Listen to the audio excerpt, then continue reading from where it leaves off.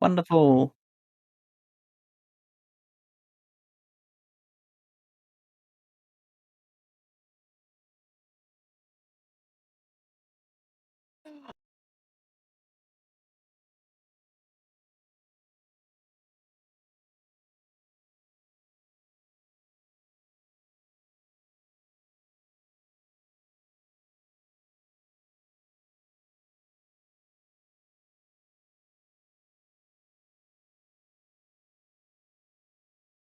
Nice. Manatee restored. Ah, um, I think I can hear myself, but I can't hear you on the YouTube stream. Yeah.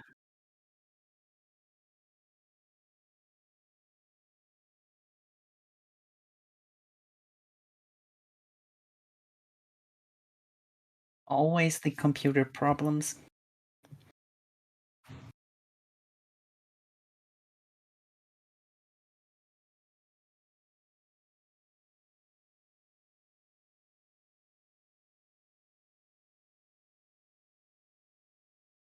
Yeah, can hear myself.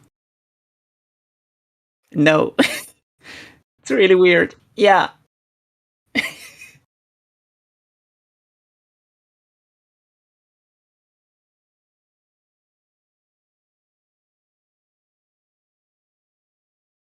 See? You'll have to say something for me to.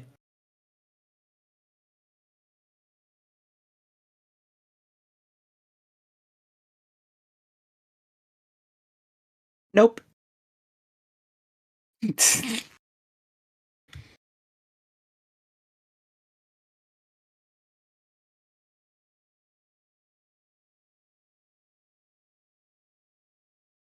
Is correct. You still can't hear? Nothing? Nope. Nope. Nothing. Oh my god, this is Oh bizarre. wait, there it is. There it is. Oh, there it is. I'm a little delayed, so that's why Oh, okay. it takes a few seconds for me to. All right, so now you can hear both of us in the stream. Yeah. Good. Now I can turn it off. Yeah. All right. So, should we say hello? Hello. Hello to the stream. This is Maxi. This is Percival, and we're gonna talk about Shonen Jump. Weekly Shonen Jump, the last 2 issues of the year 2021. Getting to the end. We're going to go into a new year. New good times. I'm very excited. It's gonna be 2020. We're going into a new 2020 year. Yeah. version 2. Version 3. All right, it's version 3 already. Well, 2020 update 1.14. If 2020 was Dark Souls and 2021 was Dark Souls 2, then it can only go up from here on out. Because Dark Souls 3 was really good. 2020 with even more quality of life updates. Fingers crossed it's actually Bloodborne. Yeah. Has been all along. See, everyone thought it was Airborne, but actually it's Bloodborne. Yeah, well, the beer virus is, but all right, so doesn't make for such a catchy name. No. Yeah, we're going to we're going not by the original order because we're doing 2 chapters at the time. And that's why it's a little bit messy, but nobody cares anyway. Because nobody has the original magazine. We missed last week because I am in America land, and it was a good old Thanksgiving. That's the reason going on. Yeah, the main reason is because I had to go on a raid and be a white mage for like let me check 30 35 people. It's a big raid. Did you win? Did you win? Yes. But anyway, now we're back. Now we're back, and we can chat about chat about some good old manga that we read. So the first Well, one actually is not a good old one. debatable if it's good old. It's a new It's one. actually new. And it's not very good at all. Spoilers. So this one, yeah, read the title. Mamore Shugomaru. Or in English, Protect me, Shugomaru. Protect me, Shugomaru. So yeah, the Shugomaru is like the laziest protector name that you could have. What can you enlighten me about what the name means? It's basically bodyguard bird. Okay. Yeah, pretty lazy. Well, and the name isn't even the laziest part of the whole thing. It's a very very bland manga. Let's just get over it with quickly. The premise is there's this rich girl, and she gets assigned a bodyguard who is from some ancient clan of bodyguards. They're supposed to be really good. Probably ninjas, but yeah, but he kind of sucks. She's I think the fifth daughter of her family, so she only gets like the fifth son of this ancient clan, and he's like the worst bodyguard possible. Yeah. And everything he does actually endangers her even more. Yeah. And that's the whole joke. That's the whole joke. It seems like it's one going of those into a reveal where it's like, oh, actually, we hoped that you would die by giving you this shitty of a bodyguard. Oh, you thought so? Yeah. Just that bad. I didn't. I mean, it does have. They're probably not. You know, they probably did not think that far into it. To be honest, this is just not a. Oh, I just noticed there is one screenshot I wanted to share from this that you did not take. But go on, talk. Can you tell us anything more about it? Like, whose slot is this taking? Which manga that ended? It replaced Neru, which is not as painful as if it had replaced Red Hood. Yeah. But still a step down. It's such a big step down. I have no idea how this made it through the elimination process, because if there's anything we've learned from reading Bakuman, then it's that Jump always strives to get like the best stuff in it. But and then there's this. If you've been following Jump for many years, I think the first volume that I've bought was 2000. The very first one is the one that had Bleach in it. The first chapter of Bleach. Wow, blast from the past. That was 2001. But then I didn't manage to get more, and it took me like 2 years, I think. So maybe 2003 is the next one that I got my hands on. And if you read Jump over like such a long period of time, you get to see a bunch of duds like this one. Yeah. So it's mysterious when you know their standards, but then you see the reality of it. So I'm probably guessing a lot of stuff about timing. I'm sure that there's lots of times where it's like all the people who are really good, they're just like, oh, I gotta polish this more. Then someone else is like, hey, I whipped this up in a week. Get me in. It's probably also like when they reject somebody and that person goes to a different magazine and then they don't come back. Maybe that's something. But also, I mean, they have so many people who always apply for these prizes. These I think there's at least 2 per year. I forgot. And some people win, some people only get like honorable mentions, and I can't imagine that this thing got any recognition, but maybe it depends, because they always have different jurors on the committee, and sometimes it's somebody who's actually not that good himself, or someone who values different things. Like probably if they had the author of Roboco on the committee, then he would probably go like, yeah, this is kind of funny. I can see it going somewhere.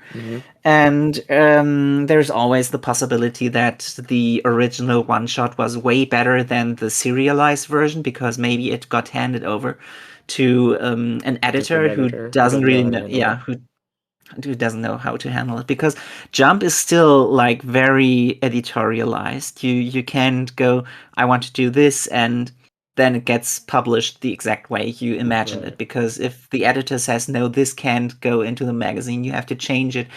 And if it strives too much from your original idea, then maybe you end up with something that's so shitty, but the editor says, yeah, that's fine.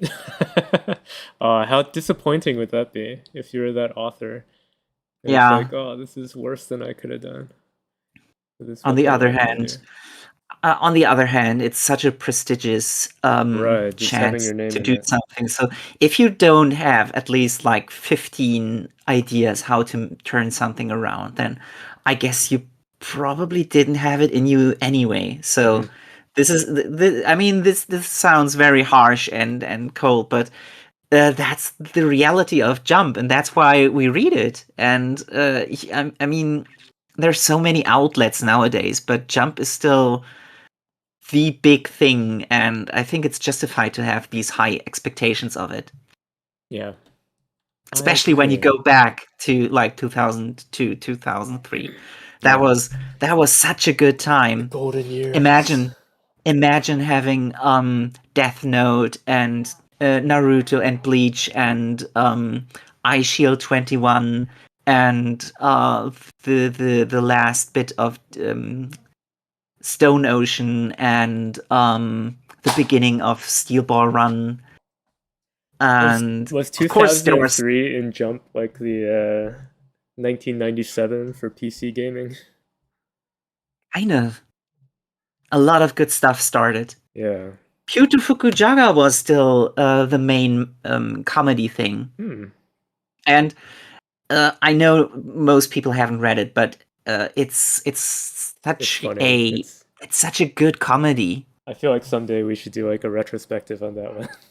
Oh yeah, it's amazing. We could. Oh yeah, someday.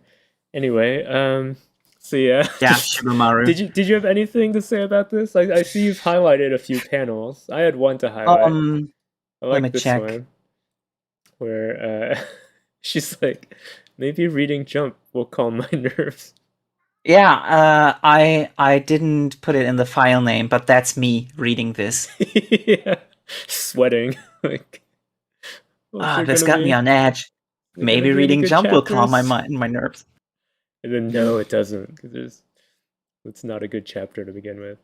I gotta say at least the translation is fairly good. Yeah. Well, thank you to Caleb Cook and Sabrina Heap. You did a good job. Yeah. Even though Daiki Ihara and his editor were slacking. Yeah. Oh, it must hurt so much when you finally get to work on a Jump series and they give you this one. It's this. Yeah. You just do what you can. Yeah. They're doing a good job, I guess. When they in the second chapter they use cool language like sus and cringe. I did not even read the second chapter. Yeah, you shouldn't. I just peeped it just to make sure that it doesn't get better, and it doesn't get better. Yeah. In the first chapter, they say manlet, and that's pushing my buttons. They think shugomaru is her boyfriend. Yeah. And, the first chapter had one good moment, like one moment that made me almost smile. Is that the next panel you highlighted? Yeah. So wait, the one after manlet. Shugomaru's thing is that he's always seeing some kind of bug flying around, and then he pulls out a giant laser beam or a giant mallet to shoot the bug, and it almost kills Sanagi, the girl he's supposed to protect, and she always has to come back and be like, you almost killed me, you're the worst bodyguard ever. And that's the main joke. But there's one extra joke that an actual joke. an actual joke that deviates from the formula, and that is he tells her that he has to taste test her food for poison. And she gives him something, and he's like, "Oh, maybe you would prefer a different food. Maybe not celery. What about a donut?" And he has to eat it, and he's crying from how gross celery is, and I can relate to that. That's a good joke. No poison, just gross. Yeah, But I otherwise, did want to talk a bit about his design. it's so bad. It's just really bad. Like, what's with the scanner like thing on his ear with the giant antenna? And That's like, I thought it was such an prayer extra beads thing. on his neck, but it's like a scarf because it looks fuzzy on the end. I thought it's a rope. Oh, is it? And then like also, all of his stuff is like dragon themed, Themed. right? And it's just completely unexplained. Yeah, so random. Yeah, it's very very random. I did want What's to it called? highlight, Monkey cheese? huh? Monkey cheese? Monkey cheese. I don't know Do that you term. know that? No, I don't. Well, random monkey cheese. Like monkey cheese is when is the kind of law random internet humor of Okay. teenagers from like 2005 From the onward. I golden think age. Yeah, not the golden age of Jump, but when you say monkey cheese, I don't that's remember I think monkey it cheese. got really It may have been the golden age of Jump, but it's not the golden age of internet humor. no. Yeah. I think it got influenced a lot by Invader Zim. Yes. Yeah. I like that Maybe show, that's how. but yeah, too many people took the wrong lessons from it. Yeah. Yeah, I did highlight one panel, which is this one, and it's only to say, oh well, two things. First is that how dumb is the main girl that she does not remember Shugomaru, even though Yeah. this happened. You think that like that would stick in your brain from It's also childhood. such a cliche. Yes, and the other thing is that Araki must be smiling right now that there's someone else who is a professional artist who is worse at him at drawing dogs. I mean, if you look at High School Family, the cat in there, I know you like it, He's so cute. but that's not a cat. The only redeeming feature of that comic. I guess. Anyway, well, the only redeeming quality of High School Family is that the mother has a lot of potential to get anti-art, but that's something that you quality. post about on your other account. We don't talk about here. We don't talk about that. All right. Yeah. So this does not really have much going for it. Yeah, and I would recommend nobody read it. I dropped it. I don't expect it to last very long. Like it has a 0 ranking on my notes. I'm like it exists. It had that one meta panel and one joke. Yeah. That's all the points it gets. I think what we could do is taking bets on how long it will survive in the magazine. Okay. Well, yeah, mark it down. How long is it going to survive? How many chapters will it be? 5? 6? 5 is very that's harsh. I don't think that ever happens.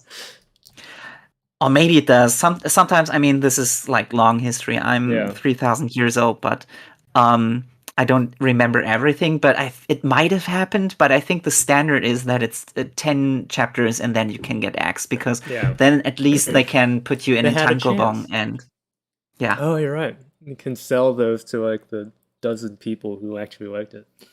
Yeah, family and friends. Yeah, your friends and family. Yeah. Although here's something that might be shocking. The comments on the website, on the English side of Shonen Jump Plus, the first chapter, everyone was like, "Please axe this." deservedly so. But then on the second chapter, a lot of people said, "Oh, I think it's coming around. I laughed at this. These jokes are funny. Oh, really? I don't understand how anybody still thinks it could get axed." And I'm doing the not like this Twitch emote. It's gonna last for 10 years. Oh god, no. It's definitely going to get axed, and I'm going to say it's going to get axed at exactly 10 chapters. Yeah, Oh, just to be different, just to be different, I'm gonna say 11. I just realized something that's really something that really hurts. What hurts? Since we're at the end of the year, Jump is going to come out with several issues, like I think at least 2, where all of the serialized authors get to draw their characters in like New Year's gear or Merry Christmas stuff. Even the brand new ones. Yes, even the brand new ones. And that means Shugomaru gets to hang out with Luffy on the cover page. His brush with fame. Yeah. Not be long lasted. Oh, and the Red Hood crew are missing out on that. Yeah. It's like when you order extra sauce on your burger, and instead they forget the sauce and put like a pickle on there. Well, I like pickles on my burgers, so honestly I do, but I also do, but yeah. Hey, do you prefer when they give you like all the sauce on the sandwich and it like leaks out, or do you prefer where they give you like the little bowl on the side that you dip into? When do they do that? Like, when do you get extra dipping sauce on the burger? Yeah, I guess just for the burger. I guess it's rare on burgers, but like for other sandwiches, sometimes you get like a little dipping bowl on the side. I don't know any places that do that. Okay. So I'm going to say it's better when they drench it in sauce, like when it's coming out everywhere. Because more sauce is better than no sauce. I don't like to get my paws messy, so I prefer it when there's like, I get the extra sauce in a little thing on the side and dip it. Yeah, well, I mean, do you have Chick-fil-A over there? No, I want it. Okay. I want Chick-fil-A and I want Popeyes. Because Chick-fil-A, it's delicious. Yes, it's very good, and they usually don't put the sauce on the sandwich itself. They ask you what sauce you want, and you get a little tub of it. So you dip it there. So they do it. Yeah. And I think that that's actually good for like when you're getting stuff to go with a sandwich that has fried meat inside it. Because it doesn't matter if it's a burger, like a hamburger patty. But when there's fried chicken inside, if it's like drenched with sauce, then it'll get soggy on your way home. So in that way, it's better to have it on the side. I suppose you're right. Yeah. The what's it called? The crust, the panade. the breading. Yeah, the breading. Yeah. Yeah. When it's breaded, then I guess it makes sense to put the sauce extra. Yes. All right, moving on. There's another new one. Moving on. Brand new. Yes. Oh, wait for your face to appear. There you are. Doron Dororon. So this has got a title that kind of sounds like Dan Da Dan, but isn't. Yeah. That's something that I was going to say. Like, how could you greenlight something with this title? Yeah, and it looks like Fairy Tale or Seven Deadly Sins. So I wonder if the author is related to those titles. I was wondering about that too. I noted down Seven Deadly Sins and Fairy Tale, but also Black Clover. Oh, okay. I have not read Black Clover. Yeah, same. I mean, I've read the first chapters and I hate it. I hate the. So we won't talk about Black Clover. Black Clover is like such a by-committee story. Speaking of which, I mean, yeah, and that's what I was going to say. Like, how much it sucks that we're now in this age where newcomers use Black Clover and My Hero Academia as their main their inspiration instead of like, oh, I grew up on Dragon Ball and Bleach or something. If it was at least Naruto, but yeah, it's imagine from in like 10 years. Have you seen when the people posts go of, like of millennials complaining about like talking to Zoomers and be like, "Oh, you like manga? Yeah, I like Naruto." The Zoomers are like, "Oh, you like Boruto's dad? That's cool." I've seen that, and I'm not sure if that's real or not. I bet it's real. I can't imagine. No, I can't imagine people. No, this can't be real. People don't know history. It's like the beginning of the Lord of the Rings, where Galadriel is saying that history passed into legends, and legends passed into myths. Anyway, yeah, I guess with my memory it might as well. Yes, this description. It's the first screenshot that I took. That's something that I always. I mean, that's my most favorite tweet of myself, if I may do so myself. Oh, I was about to say this reminds me of a meme I've seen, and it was you. It's my meme. It's just my meme. I just keep talking about it. I'm the only one who does it because I'm the only one. Yeah, because it's so with obvious. The insight. It's such a common like setup, but this is the most obviously that it's ever been done. Everybody always talks about isekai, like, oh, the guy gets reborn in the isekai. But this is the thing that gets. Yeah, this is the worst. This is when you start your manga like that. Yeah, minus points. Yeah. You need to get slapped on the wrist, and it's like at least don't just say it so outright and blandly.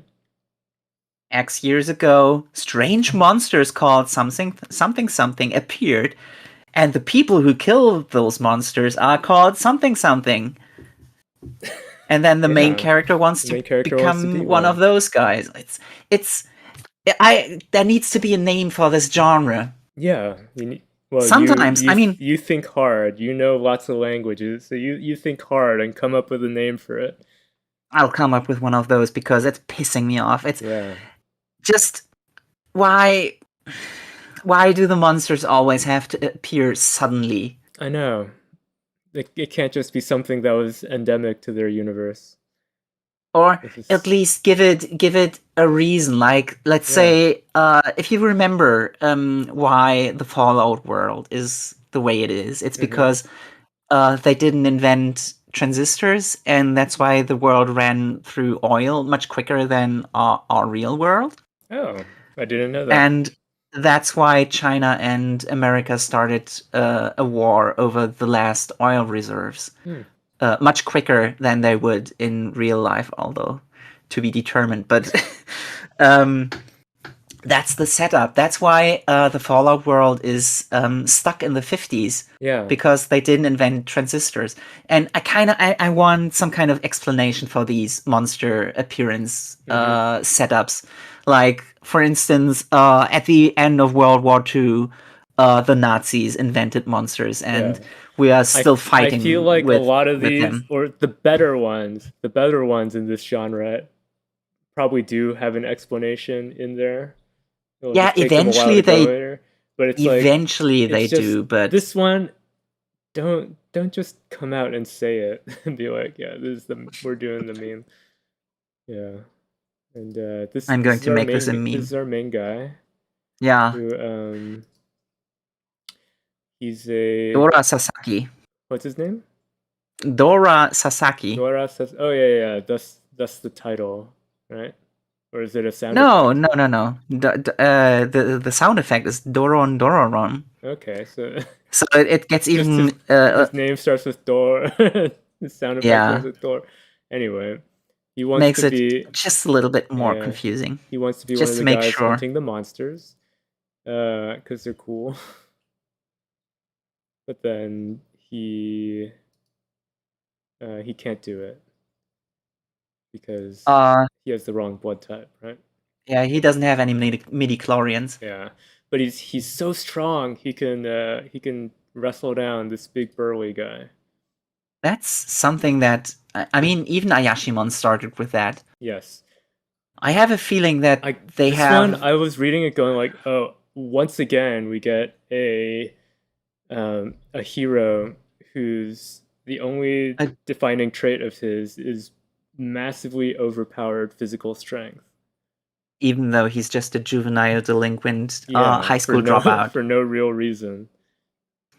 At least Dora is morally a little bit more yeah, he seems sympathetic. He seems like he actually wants to help people. He's not just like the Ayashimon guy who's like, I want to fight. He's not a piece of shit. He's actually a nice guy, but he's not as nice as Tanjiro, for instance. No, but it's like the discussion about Marvel superheroes in Phase 4. It's like everyone loves Shang-Chi, and it's like, oh, because he's actually a nice guy. It's like he's not special, like not an amazingly written hero, but he's a nice guy compared to all the rest of them who are like doing horrendously villainous things while supposedly being the heroes. So people like him? Yeah. Oh. Yeah, he's great in meetings, and he's always pointing stuff out. Yeah. Wait, in comics or in the movie? Oh, singular? No, I was referencing how the guy that got to play him in the movie, like, he previously only been in like some comedy shows, but then there's a ton of like stock photos that he was in. Before he was an actor, he was a stock photo model. Oh, no, I get it. Sorry. A lot of them are like him just like smiling at other people or talking. Yeah, that's true. Stuff like that. I forgot about that. My brain is currently blocked by Jump, so yeah. There's so you didn't get a screenshot of it, but there was another thing I wanted to mention about this series. That he teams up with one of the monsters. Yeah. And the monster will lend him its spiritual energy so he can fight. And I'm like, oh, it's kind of like Chainsaw Man. And then the monster transforms into a sword for him. Yeah. And it's like, oh, it's kind of like Bleach. Yeah. Or no, I was gonna say like, oh, I mentioned it last week talking about a different series that also took inspiration from it. Which one? The one with Death the Kid. And I forget the name. Soul Eater. Soul Eater, yeah. Yeah, even though that's the name of the main character, I can only remember one of the side characters. I never read it because I don't like the style. Mm-hmm. I was a series made to sell kids stuff at Hot Topic. Yes, absolutely, and that's why I didn't like it. Did a pretty good job of it too. I suppose it did. And here we have the female lead. Yeah, she constantly makes a floppy face. Yes, and I don't think that's acceptable. It doesn't fit with the. It doesn't fit because she's not a frog either. Like she looks out of place.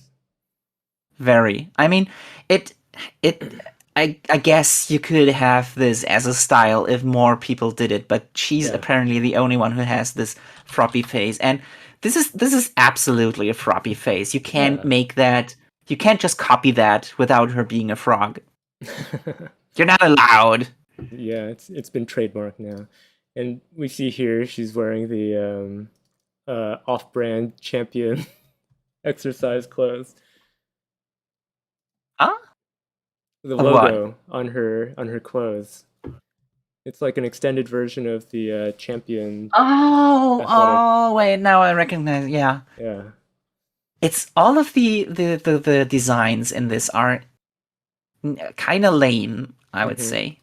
Like, this is everybody's just wearing some kind of tracksuit variant. Yeah, it's very. It seems. Yeah, when it comes to the art of this, other than It's polished. Not proppy girl, I'm like, it looks good, but bland. Yeah, not exciting. Nobody looks like a main character. So I'm gonna say, because you'll get some the stuff main that's character. like too ostentatious, and you're like, everyone's trying too hard. But like in this, it's like, try harder, do better. Yeah. The main character looks like the bully, who like kicks off the events in a different story. Yeah. Oh, how long would you give this one? Actually, I think this is gonna last for a long time.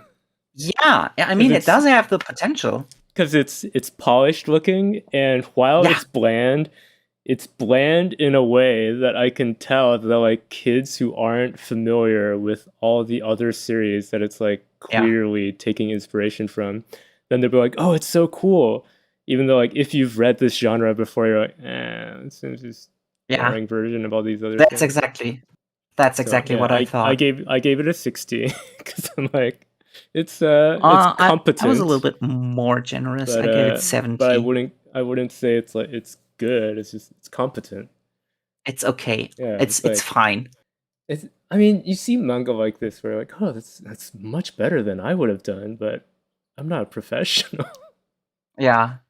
And this guy, this is the most interesting thing that I found out. This guy has been trying since 2009. Really? He had his first one-shot in 2009, and he even had a publication that went for like 2 volumes. And I think 3 other one-shots that got published, but this seems to be the first one with the potential to go longer than at least a year, I'd say. Interesting. Yeah. I can see this one doing well. Yeah. Even though we aren't very enthused about it. Yeah. I mean, next week, tell us your genre name for it. Yeah. Let's move on to the next series. One Piece. Wait, let me check this. We have to start with the previous week. What happened? Let me go through my notes. Do you have both weeks in this folder? Yeah, I have both weeks. Okay. I'll give you the rundown of both chapters, just because. Just so we remember. Marco and Izo move towards Kanjuro's flame ghost. Robin and Brooke are chased by the Cypherpole agents, who then get mixed up with Drake and Apu. Zoro is fighting King and realizes that King's weird race might be the key to defeating him. And Hirori assumes the role of Komurasaki one more time to deceive Orochi. That's what happened last week. And then this week is Zoro continues to struggle against King, who seems to resist all kinds of damage, which Queen reveals is due to his Lunarian nature. When Enma starts to act up, Zoro remembers Kuina's grandfather, who happens to be the blacksmith who created Kuina's Wado Ichimonji and Odin's Enma. Realizing Enma's intention, Zoro gets into the position to end the fight. Yep. That's what happened. That's what happened. So, what I was going to highlight is both these chapters are, I rank them relatively high. Both with 75, which is the highest of this week, and I think let me check, the third highest of last week. I rate these very highly as well. I like them. Stuff happens. Yeah, stuff happens. Yeah, I literally wrote down, stuff is happening. Alongside what I write down every week for One Piece, which is that it's so too many dense. Players. Every single image has so many things going on. How many players did we say? How many factions? Something like 12? There's a lot. 12 factions are currently in the mix, and you need to keep track of them all. Yeah. Gotta get that chart out. The most interesting thing that last week happened was with the Cypherpole agents. Yes. Because at first I thought, oh, they're just getting defeated by the stage hazard. But no, they don't care at all. Which is, yeah, they don't care. And then Apu taking photos of them and invoking the name of Morgans. Do you remember who that is? That's the bird. Yeah. Yeah, and the news bird. Just him mentioning that is like so much more interesting than anything else that happens, and that's the stuff that I'm living for, the world building in One Piece. Like, what kind of players are out there in the world and what kind of power structure they have, because Morgans is somewhere outside of the power balance between Marines, emperors, and warlords.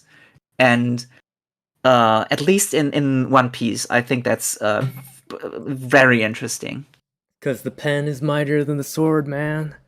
Yeah. Yeah. When I saw this panel, at my first reaction was like, "Is Apu stupid just standing in front of them while taking pictures?" I'm like, "Oh wait, he's actually threatening them right now." Kinda, yeah. By, talking about, like, mentioning to them that he knows Morgans. He's like hoping that'll keep him safe. Yeah, and that's basically the worst that he could do, but it's I guess he can take it. Referencing real life, where the mainstream media is as powerful as the government, man. Oh shit! I see you also highlighted King's stupid ranged attack. Yeah, it's bullshit, right? Do all the dinosaurs have these stupid ranged attacks? Yeah, I've been wondering, is Oda just making fun of dinosaur fans? I think so. Because, like, when you establish the Zoan powers with like regular animals and then prehistoric animals and mythical animals, mythicals being like the top tier of that type, and in the in between are the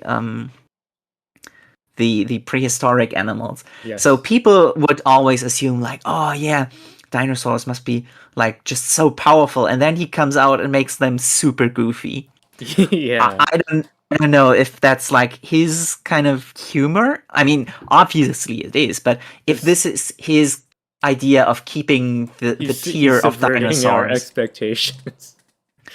Does Drake have a dumb ranged attack yet? What I was going to ask. Drake doesn't seem to have anything like that, so. But maybe he does, and we just haven't seen it yet. He's gonna bust it out when he's really in danger. Yeah, let's keep an eye out for it, because it's still possible. Let's put a pin in that for looking up for Drake's dumb ranged attack. Did I have anything to say about Hiyori? No, did you? I like that she shows up again and that she now gets a chance at revenge. Mm-hmm. But other than that, I wonder what's the story going to come from that, because you would have assumed that she doesn't get any more screen time in the fight, right? And I think she was a really interesting character before she got sidelined. Mm-hmm. Yeah, I mean, her story alone could, be the kind of thing that could make an entire series. Yeah. I mean, to be honest, that's kind of what similar premise to Elusive Samurai is. Oh, you got this kid who has to grow up hiding their identity. Yeah, but it's worse because she had to pretend to be the prostitute of like the guy who killed her father. Well, you don't know where Elusive Samurai is going. That's right. The author is alluding to it. Yes. I'd say so. And here you got a picture of King looking very, very tough. Do you notice something? What? Queen explains that he's a Lunarian. Do you know who the Lunarians are? In One Piece? Yes. Do you know if they showed up before? Did Eminem have anything to do with them? Yes. Enlighten me. I don't remember. So you can see that King has wings. Yes. And when he turns into a pterodactyl, those wings they change. But the wings are part of his human form. Yeah. Because Lunarians are the ancestors of Sky Islanders. And all of the islands have different shaped wings. So the people on Skypia have like really tiny angel wings. Right. And I forgot the shape of the people from Belka. That's the island that Aino Aino. How do you pronounce him in English? Eminem. Yeah, Eminem. That's the island that Eminem I think destroyed. Just go with a more of an E sound. Instead of A. Not much difference. Yeah, not much different. No.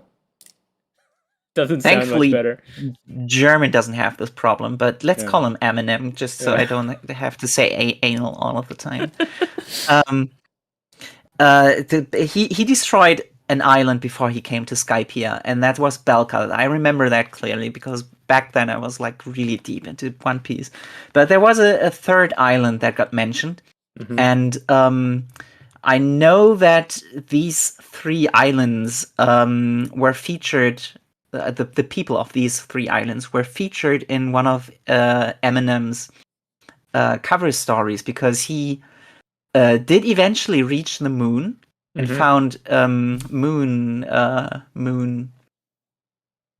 ruins, and some of those had hieroglyphic depictions of the people. Yeah, and so the people from the moon who originally lived on the moon came down to the Sky Islands. And there's also some allusions to possibly the celestial dragons being related to the Lunarians. Maybe there was some more official confirmation that I'm not remembering, but the most canon that I know for certain is that Lunarians are the ancestors of Sky Islanders, and that's the reason why King has wings. And I suppose since they'd have to be able to breathe in space, that's the reason why he seems to be impervious to all kinds of damage. Like why his head is on fire and stuff. Yeah. And if you don't know that, if you haven't paid attention in like 10 years of One Piece, you read Queen's explanation that he's a Lunarian. Like, what the hell does that mean? Yeah. Yeah. I have no idea what that means. His head kind of reminds me of a villain from an old American cartoon. Oh? Let me try to look it up. I thought you were going to say he looks like Fist of the North Star. Rao? Yeah. His helmet? No, not Rao. The guy with the mask. You know, the one who says, "Say my name." I forget your name. Anyways. Anyway. I wanted to point that out because for somebody who has been into One Piece for this long, I think that's one of the perks. Yeah, I've also been into One Piece for a long time, but I also have a terrible memory. So it's you need to put in more skill points than just a long history of existence. That's what I did, baby. All into One Piece is 0 into real life appliances. Next up, I was going to say how it's such an Oda move to introduce like a really important character and give him like the stupidest design ever. Oh yeah, the blacksmith guy. Yeah. With a lot of these flashback people, it's like, okay, how weird is this person gonna look? Yeah. It's really rare for Oda to introduce a male character who looks okay, who looks attractive. Yeah. Almost everybody who's not a member of the main Straw cast. Hats is some kind of giant, Some sort of bulky, weirdo. bald person with weird facial hair and Or just a stupid or haircut. a weird outfit. Yeah, all three of those. Yes. Ball-shaped, stupid face, dumb outfit, shitty haircut. 4 things. Exactly. And this guy, he's Top very notch cool. when it comes to those. Very cool blacksmith with a bizarre hairstyle. Wouldn't say very cool, but but he's they mentioned he was in the pirate crew that founded the village that Zoro is from. Yeah. Which explains how there are these swords in this little island in East Blue, which is far away from Wano. Yeah. And then I like, it doesn't look like you got that bit in it, but I liked his explanation of cursed swords. Where he's like, a cursed sword is actually a really good sword because swords are meant to be dangerous. That's the whole point of a sword. Yeah. So when it's cursed, that actually means it's super good, and it's just that you're not you're just not wielding it correctly. You're just not wielding it right. So he's gonna do it. He's gonna level up. I think this is this whole sword backstory stuff is really good, but I kind of think Zoro would have deserved a little bit more. I think so too, and it's also kind of I was expecting him to learn more about his swords, like, you know, on the island itself, rather than be like, oh, you're gonna remember stuff from a flashback that a guy from this island was in your hometown. Like, I wonder if Oda just maybe he just saved it up for the showdown because he loves to do that, but also sometimes he just runs out of time and space to do something. Yeah, that could be it too. Like, do you remember when during the Sky Island arc, he said that a crew member is going to leave the crew soonish. Mm-hmm. And then I think Sky Island took like 3 years, let's say. Mm-hmm. And then they still had 1 year of Foxy's arc. Oh, I forgot. You remember that arc completely? Long Ring Long Island? Yeah. Not Long Ring Long Man, sorry. They were there for a year? I think that took a year. Wow. I think they had at least 2 volumes. That's 20. Okay, let's say half a year. It's crazy. It's like a filler arc. And then they reached Water 7. Mm-hmm. And only then did he start to phase out the ship, and eventually he revealed, yeah, I was talking about the ship. Yeah. So, like 4 years later, he makes good on the promise that he just casually blurted out. Mm-hmm. That's the way he is. I think he has too many ideas, and then he gets lost in so many ideas that he can't keep up. I think somebody even mentioned that he nowadays even uses fan wikis because his You'd own. have to. I think his own notes have become so jumbled that when he wants to remember something, he just goes on the internet. And imagine being a troll and like you go on the wiki and change shit to see if the author can remember. Oh no! You change reality by editing the wiki. Yeah. But I mean, you'd have to at that point because this is just such a long series. It's like, it's not just long; it's huge. Very, very, very complex as well, with lots and lots of characters, lots and lots of things going on, lots of like tiny background details too that like come up years later. Gigantic stuff. Did you hear about how like for Star Wars they had like a team of people who were supposed to like help them with lore, and then they I don't still believe you. screwed everything up. Yeah, I don't believe you. Those people Yeah. don't exist. That was a That's a claim lie. by the producers, but yeah, I don't believe they exist either. Or they exist and they called them like once, and they were like, and they're like, good talk. We're gonna publish this movie. It's just like QA in game development, Exactly. where they have to log in some bugs and errors, and then the developer looks at it and goes like, "Nah, this is insulting. Fuck off." Yeah.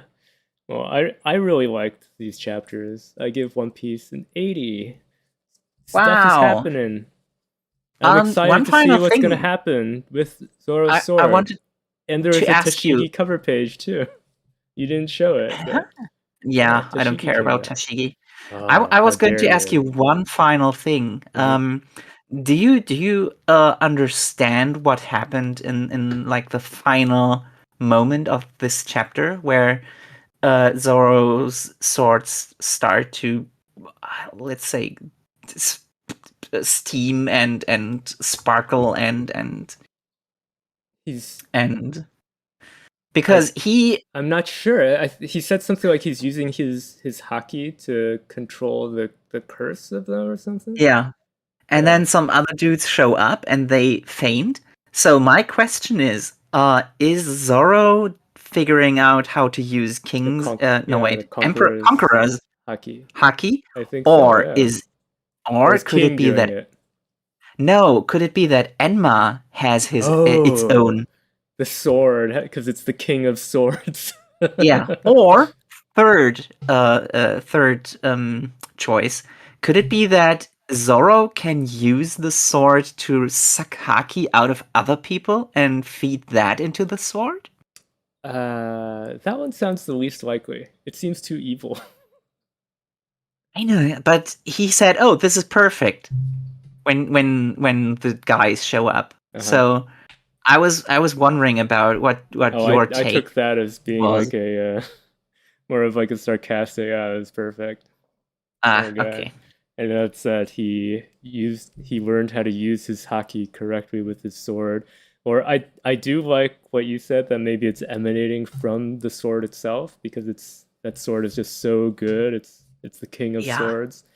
I think that would be the coolest. That would be the coolest, because to be honest, it would be weird if like you have two guys with the Conqueror's haki who are on the same ship, and they're just cool nowadays everybody has it. Yeah. So many people get it. It's getting ridiculous. Yeah. But also, I am looking forward for next week. I mean, Oda has been introducing the concept that inanimate objects can have a soul. Well, yeah, we saw that earlier with you can feed them devil fruits. Yeah, do you remember which two examples we already had? There is the sword that becomes an elephant. Yeah. And the gun that becomes a dog. Perfect. The sword was called Funkfried. Yes. And I forget the dog's name. I don't know what he got named in the official translation, but it was Lasso, which is just a pun on Lassie. Oh, okay. It's cute. Yeah. The dog itself was not cute, but we have no. It was adorable. What are you talking about? Especially when it shoots stuff. I disagree. Well, did you have a rating for these chapters? Yeah, 75. In this week, it's the top, and in last week, it's number 3. Very for me, good. at least. We need to have a little rock next to our desk. Yeah. Every time we do that, just very good. That would be a really good. That wasn't stone craft. sanding. That would be a really good crafting project, like figuring out how to make a sensor that activates a sound bite that I feel like it would be easy. Just have, because I think I read something about those Bop It games and how they work. because people are like, oh, these can like detect as much movement as like an iPhone, but the sensors in an iPhone, like just those alone, cost like a bunch of money, more than the Oh, entire Bop It game costs. so we could So they're like, how do basically. you do that? And then people like took it apart, and it's like, oh, actually, in that game, they just have like, because I think it's like it can detect rotation and impact and pulling. There's like a bunch of different things it detects, but it's like it's actually all just one sensor and then a bunch of cleverly designed plastic pieces that will Huh. push that one sensor if they move in a certain way. Huh.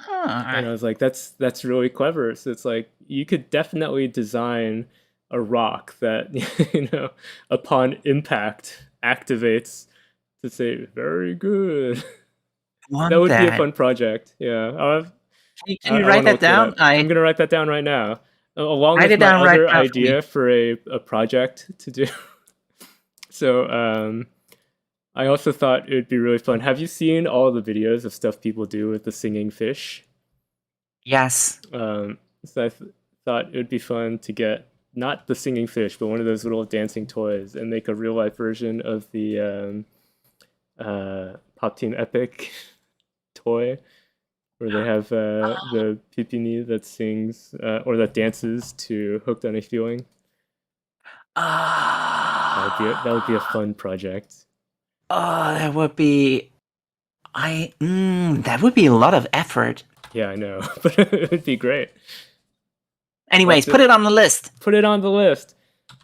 Typing rock that says very good.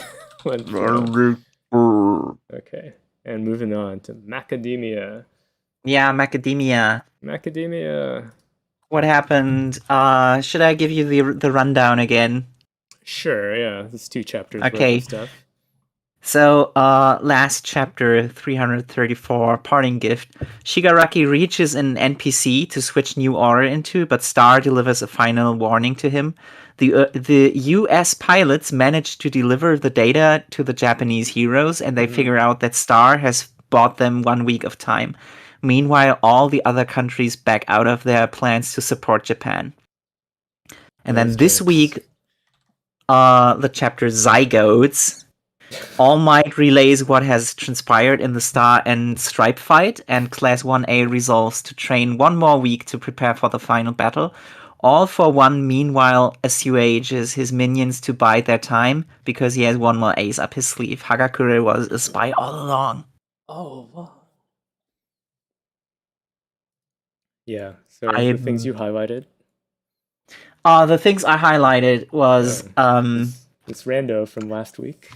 yeah, just like in advance, let's say these chapters are I didn't rate them very very highly because this is very unexciting again, and it's taking the stuff that happened, but not it's not turning them around like into something satisfying. Yeah. For instance, this guy who shows up, Kashiko Kashi, It's is nobody. This pissing me loser. off. This guy, first of all, his name, yeah, Uh-huh. his name is terrible for somebody who's like, hey, I'm smart because I run out of the big city and laid low, right?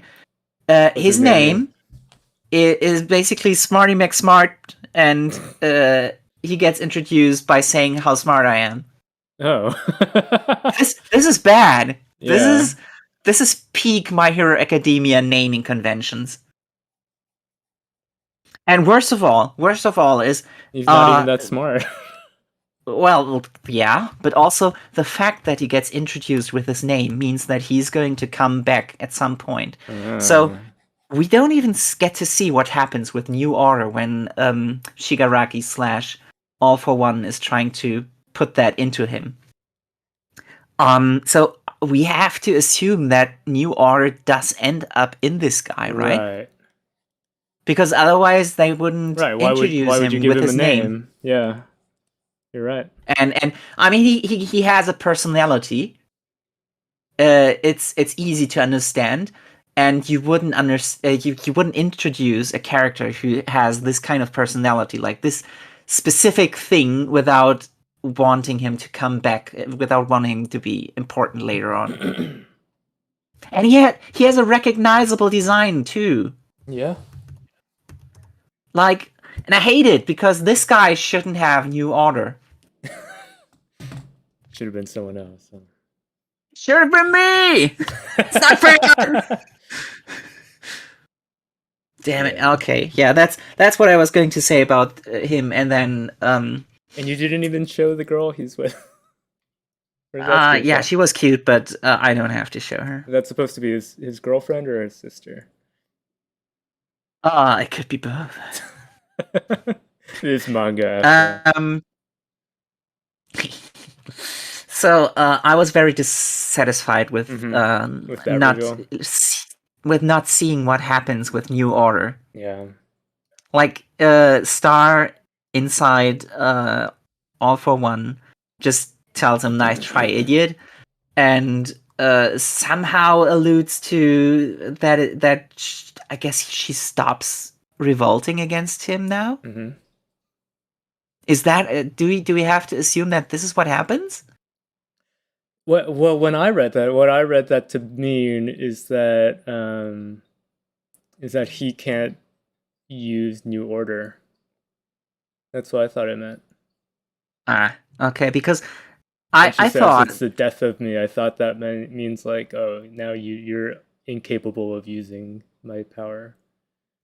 Okay, because I thought if in the moment when he tries to transfer a New Order into the other guy, mm-hmm. and she interrupts him and goes, "Hey, nice try, idiot."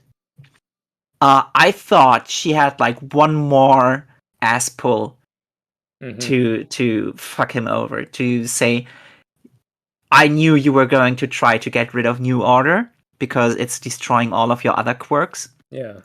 That you have bottled up, and you can't even do that because now another mechanism strikes, and this kind of sequence of events, isn't that really JoJo-like? Yeah.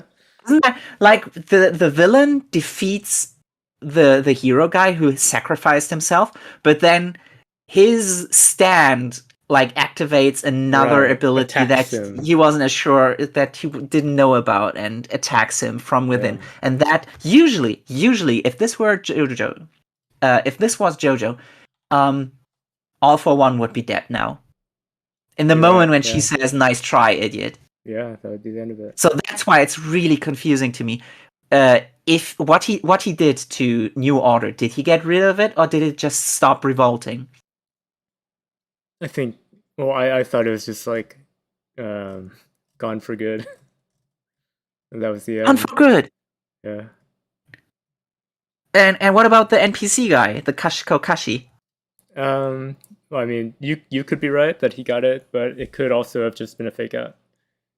That's the assumption you have to assume, because which one is it? And I hate that in the next chapter we don't see anything about that. Yeah, even though we see Shigaraki, we don't get anything about New Order in the next episode. And that's why I was very dissatisfied with this chapter.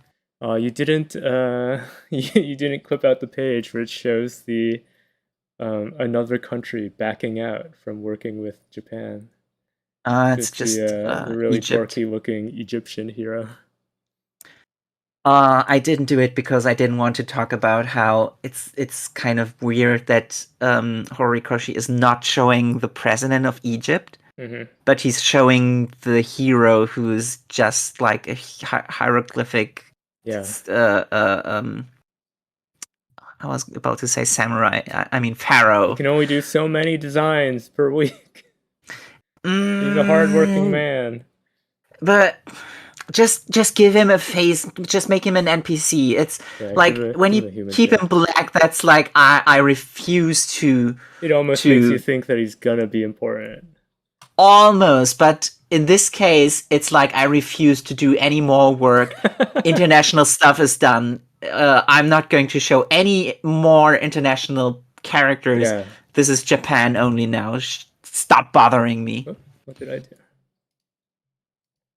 Did you do anything? At least, no. I pressed the wrong button, and the page on Fastone image viewer went blank for a moment. I was also I thought it was kind of weird that they had the technology to scan what happened to All for One inside him. Yeah, that's weird. Like, what kind of technology is quirks? That? I don't get that. That doesn't make sense. That's weird. Yeah, I think I just read past that so fast and it didn't register to me. But yeah, that's bizarre. And moving on to the next chapter, I'm going to say. It's so now they have this 1 week time limit. So even though the Star bought them some time, it's still a very trying time for all of them. So here comes All Might to offer you an egg in this trying time. That's what you meant in these trying times.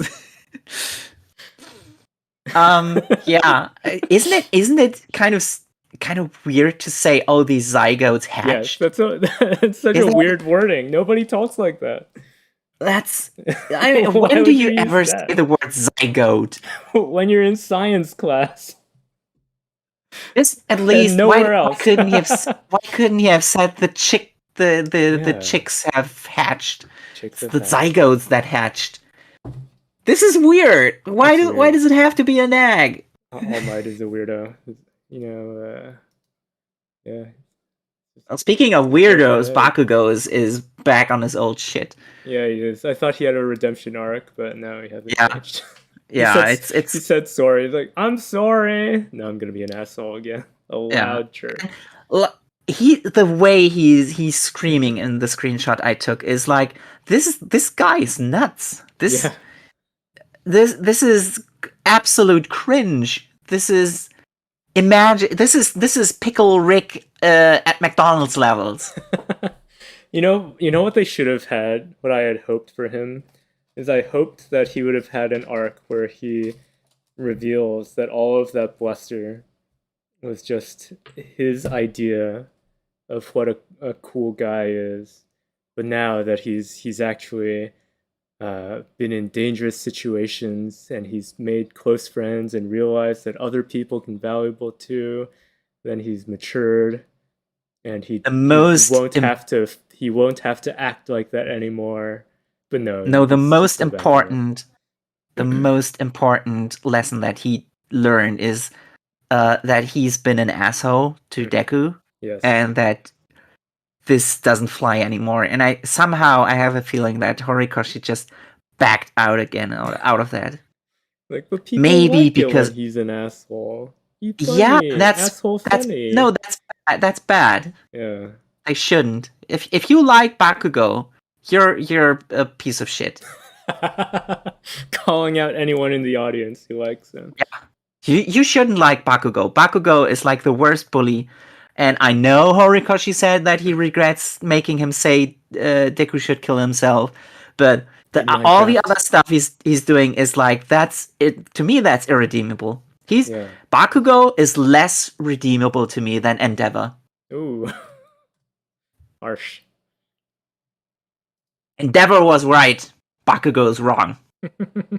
Fight me. Yeah. It gets worse. Has anyone there yet made a meme that's the Michael Jordan meme, but with Endeavor instead? Fuck them kids? Yeah. Why would he say that? Because of the way he treats his kids. Ah, I thought the main thing is how he treats his wife, but sure, I guess.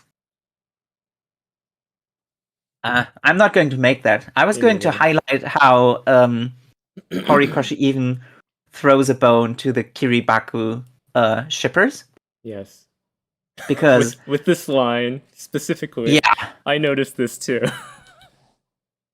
Maybe. I mean, maybe this is also the translators being like, "Oh, okay, here you go." Okay, let's see who translated this. Oh, you didn't get the main page that says it. But I know the translator got okay. shit because of something he did, and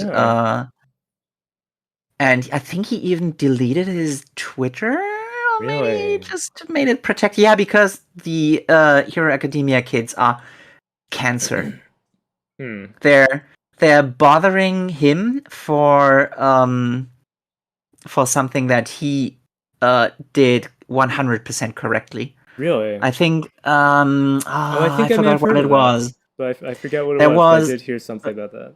there was a chapter where he didn't translate it like literally and made it fit more with English, but the kids got mad because the literal translation would have confirmed some kind of ship bullshit, and yeah. Shippers are nuts. Somehow Kirishima says Bakugo should pound his ass. Canon. Yeah. He specifically says, I need to take some good poundings if I ever want to get harder.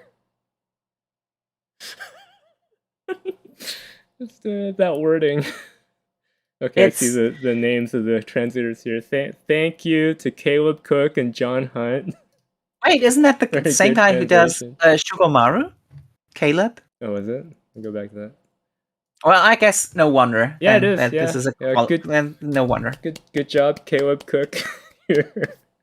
You're spot on with these translations, making us smile. Big props. Getting things to keep being funny in a different language. I also got to agree with Mineta. Yes, for once. I was going to point that out too. Mineta, he's a big Star fan. Although he just likes all girls, right? Yeah. Yeah. And plus Deku. Yeah. Do you remember that? You're right. Do you remember that? I do remember that. He's always been watching Deku. Mineta? Yeah. That was that was the time that Shonen Jump decided to add some diversity to the cast. And people melted down that it's Mineta. It's Mineta. It's not even clear if it's supposed to be meant that way, but I think it was. I think it's not, but I'm going to take it that way just because it pisses people off. Horikoshi forgot how to write Mineta and went on to the wiki from Hero Academia, but he went on to the wrong wiki. Never look up Mineta porn. I will not. Thank you for the advice.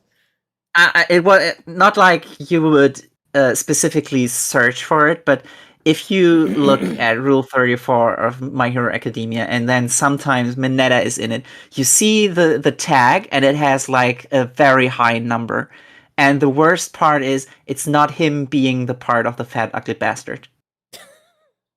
That's where there's people who are dedicated to depicting him in a very favorable way, and it's because they're not like, good. It's me. I don't even think that's it. No.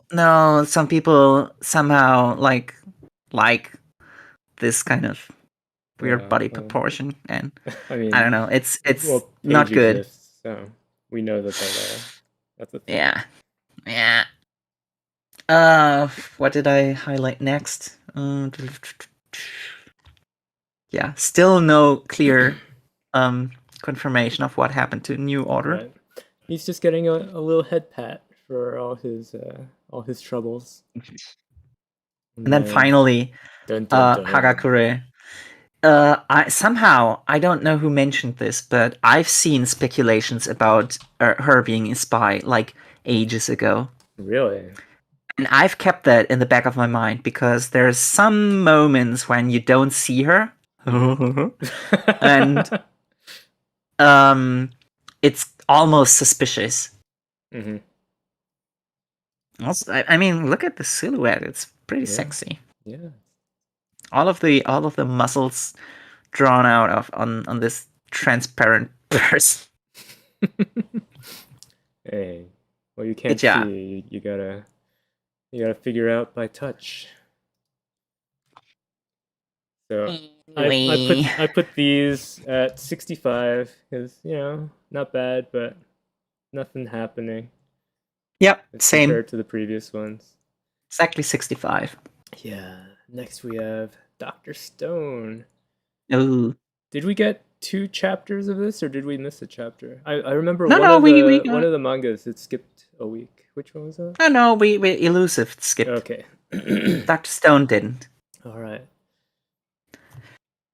Let's see.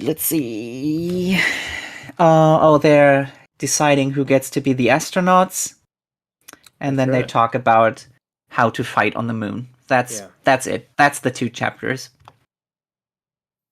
And there's a question that I had in my mind for the entire time, and that turns out one of the characters had that same question.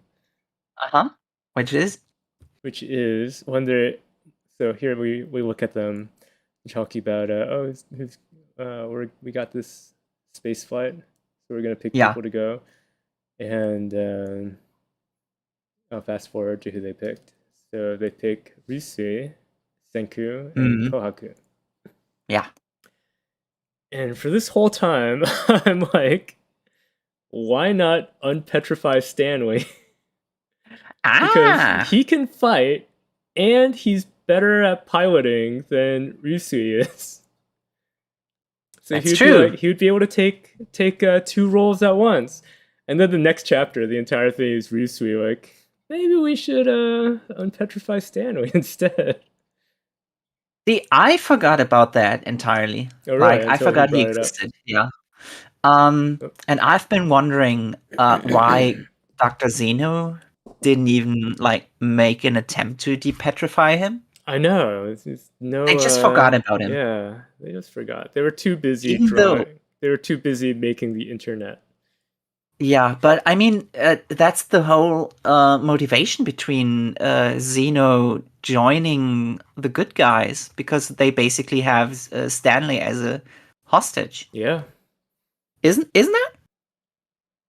I think that was the beginning, but then he's like, I just like doing science shit. That's fine. Yeah, I mean, he came around, but still, they kind of still have him hostage. Then he forgot about Stanley. What about Stanley? So what else did you highlight? I was going to ask you if you know, before that, the astronauts who get petrified. Does that make any sense? Like, if you send stone is brittle. Yeah. Can you send a stone into multiple G environments and it stays the same? I'm sure it'll be fine. I'd be worried about the stones breaking in the middle of the flight, and I guess they just say no, they won't break. But I think it depends on what you're worried about, because because I don't know, you have to look in a rocket as it goes up, because does it shake a lot? Because you would assume that they'd be strapped down pretty tight. Because if they're strapped down tight, then they won't be hitting stuff. But then if you launch humans into space, even if they're strapped down tight, then you do have the risk of just injury from G-forces. Yeah, that's what I was wondering about. But a rock, it's solid, so it wouldn't be as affected by change in G-forces. It would have to be struck by something. Fine. I've been wondering about if they make a depetrification mechanism, and the next chapter they do. Yeah. Your thoughts were confirmed. Next up, I was really glad that Nikki showed up again. She's back. Because I really like her. You like her her outfit specifically? Yes. She's athletic, and she has the big booba. That's perfect. And then the next thing I was going to highlight is how they almost make it look like Ginro is being able to return to his sweethearts, because Taiju and Yuzuria are getting reunited. And that's fodder for almost me specifically. Only you. There's an artist who like puts Ginro and Kohaku together, and that's mwah. And his name is Maxi. It should have been me. But yeah, that almost felt like a call out, and I was very glad. Mm-hmm. Even though Ginro gets knocked out in the next panel, but we won't look at that for today. Yeah, we can ignore it. Fan artists get to focus on one panel. Yeah. And that's it. Do you know anything about astronaut training? Like why they need to be able to have these diligence and patience tests? Is it just because they need to spend a lot of time being bored? I assume that it's just because you got to be really, really, really extra careful, right? I didn't know about this kind of test where you get blank jigsaw puzzles to solve. Yeah, and I don't remember that popping up in Space Brothers either. That's the one thing where I would get all of my astronaut training information from. But yeah, could be. No, I doubt they made it up. But I would question why it would be necessary. It could be the thing that like one commander did, and then it became a meme. Like, have you heard about doctors interviewing and being given the game Operation? No. Have you ever played Operation? No. Okay, so it's a kids game where the board has a bunch of holes in it, and it's the board has a drawing of a character on it, and I mean I know how the game works. Yeah, so you have to pick out the pieces. Yeah, and it's bones. It's really hard, and apparently there's a doctor who, when he gets new residents applying to like train under him, he'll pull out Operation and be like, let's play Operation. And it's to see how steady your hands are under pressure. And it's because it's like, even if you make a mistake, then it's like, how are you going to correct from that? Because that game is like, you're probably going to hit the buzzer. Yeah. It's almost impossible to not. But it's not that reminds me. It's not like a common thing, but I feel like if someone who is writing a manga heard that, then they would put it in there like, oh yeah, I've heard about this kind of test. Doctors have to play Operation before they can become fully trained.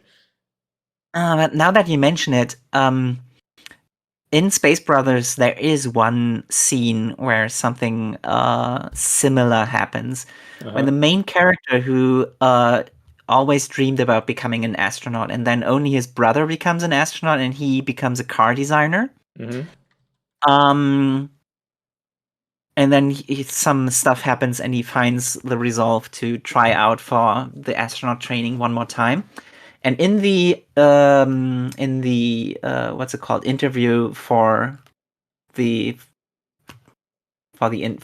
exam, like when they ask the applicants if they're even like if their personality is a good fit, the main character sits on the chair and notices that the chair is a little bit uneven, and throughout the interview he's constantly fiddling around with the screw under the chair, and it looks like he's kind of he's more interested in the screw than the interview. But then one of the examiners is like, wow, he noticed the screw was loose and he was constantly fixing it while giving the interview. This is a perfect fit, and maybe this is Dr. Stone's way of their version of their version. Yeah, I guess maybe it's a memorable scene in Space Brothers, but also I don't like the main character, so. Yeah, it's anything plausible. Else? Yeah. Skip to the grenade launcher. Okay. Yeah, I was going to mention on this page, like, when I saw this, I was like, okay, I know they're going, and they're like, they think they're going to have to fight, but wow, they sure are strapped for astronauts. Yeah. We've each got, like, tons of handles coming out of them. Turns out they really do need a gun. Mm-hmm. But if you skip to the screenshot with the grenade launcher, how is that supposed to work? I don't know. Because if they get shot by the petrification beam, right? Mm-hmm. We have to assume that it's going to do an AoE. Yes. Probably engulfing the whole moon. Mm-hmm. And then they get to reactivate the depetrification watch. Mm-hmm. Oh, which, by the way, I was surprised that the watch needs to be manually set when a strike is imminent. Yeah. Because in, like, the previous scenes where somebody notices that they're going to be hit by a petrification beam, it's like, they don't have time for that. No, they did. Did they? They usually did. Like, they see the petrification beam approaching, and then they have enough time to do hand signals and stuff. Because I thought that they had just enough time to, like, raise their hands or throw something above their heads. Yeah. I did not think they had enough time to set a timer on a watch. I think they just have to press the button. Hmm. Like, doop. Okay, set.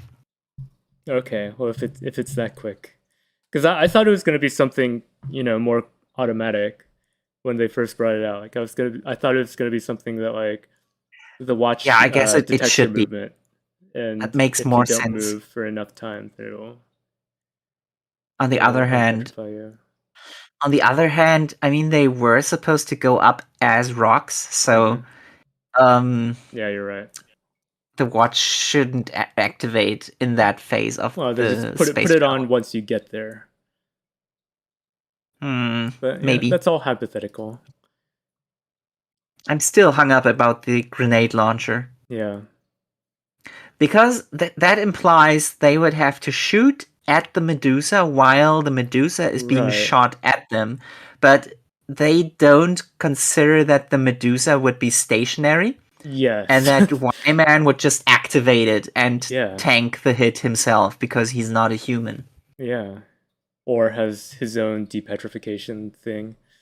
Yeah. Yeah. That's a weird device. Watches is what it is, and this is all like a distraction, and it's useless once they get there. Yeah. Yeah. That's what I expect. If they want to shoot the thing, are they talking about the Medusas being shot at the Earth again? Maybe? No, I thought it was just being thrown at them personally when they're on the moon. On the moon, okay. That's what I thought. Yeah.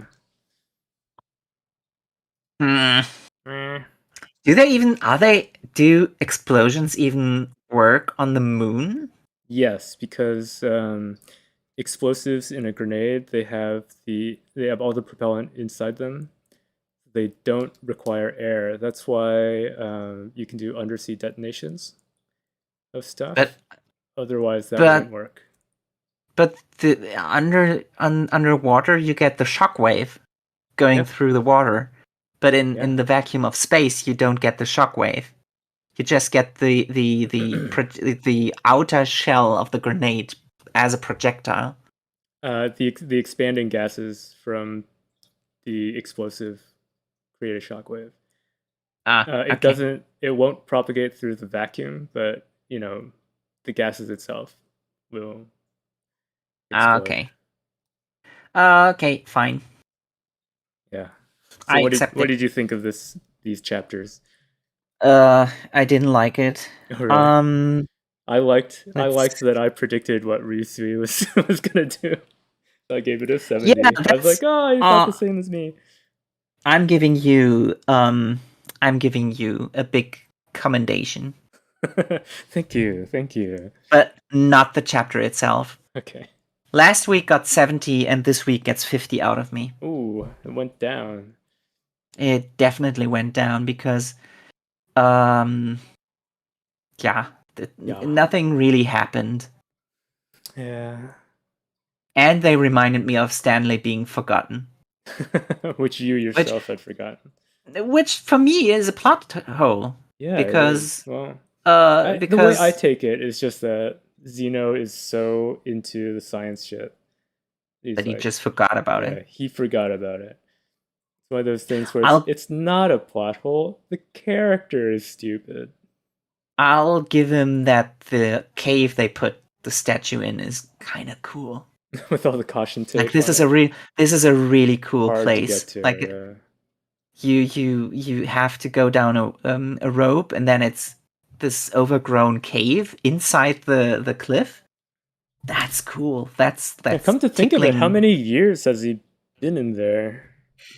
Because everyone was petrified for 7 years, right?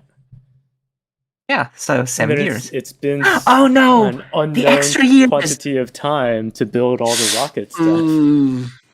It's been a while. Yeah, that sucks for him. Sucks for him. Moving on. Ayashimon. Yes. So, this one, I think we both said before that it has features that are kind of cool, but then also is kind of lame. Yeah. Yeah. So here's the main character and the character who should be the main character. The color page has a really cool texture. Yeah, I like the watercolor. I always like it when they bust out like actual paints for these color pages. Oh, but the subtitle to this chapter: "This monster battle stuff is intense." Don't lie to us, Yuji Kaku. It's not very. This monster battle stuff is not being intense at all. Yeah, it's actually very unintense. Yeah. So we got some explanation about how the world works. Yeah, I was they have to stay in certain areas. I think this explains some of the things that I was wondering about last time we talked about it in the first chapter, when I was asking if the public is aware of the yokai, and if all of the yakuza are yokai, which they are, and vice versa, which they are. So I'm going to assume that the government knows about it. The government has countermeasures against the yokai, and that all of the yokai are yakuza, and vice versa. All of the yakuza are all yokai. Yakuza are yokai. Yeah. So you can basically look at them interchangeably. Maybe not the whole public is aware of this fact, because in the first chapter, somebody in the government is, but at least the main character, what's his name? Something with Maru. Maruo. Yeah. It's Maruo. He wasn't aware that yakuza are yokai. Yeah. And we meet a new, I guess, a new character. Who has a very scary appearance. Did you notice, since she's a former affiliate of Urara, did you notice in the flashback how small Urara was? Well, and the flashback is only 2 years ago. A lot younger. But that's only 2 years ago, so she must be. This confirms that she's not a 3,000-year-old dragon lollipop. Yeah, she's an actual kid. She's an actual child. Oh no! Oh, I hope I hope no artists have been drawing her based on chapter 1. Oh, you hope? Or for their sakes. For their sakes. I do like this character's design. The Hashihime. Do you have her full body design in here? No, you don't. I noticed the art style really reminded me of Twitter user Tsulalala. Uh-huh. Tsulalala. You Is think it there's a Tsulala? relation?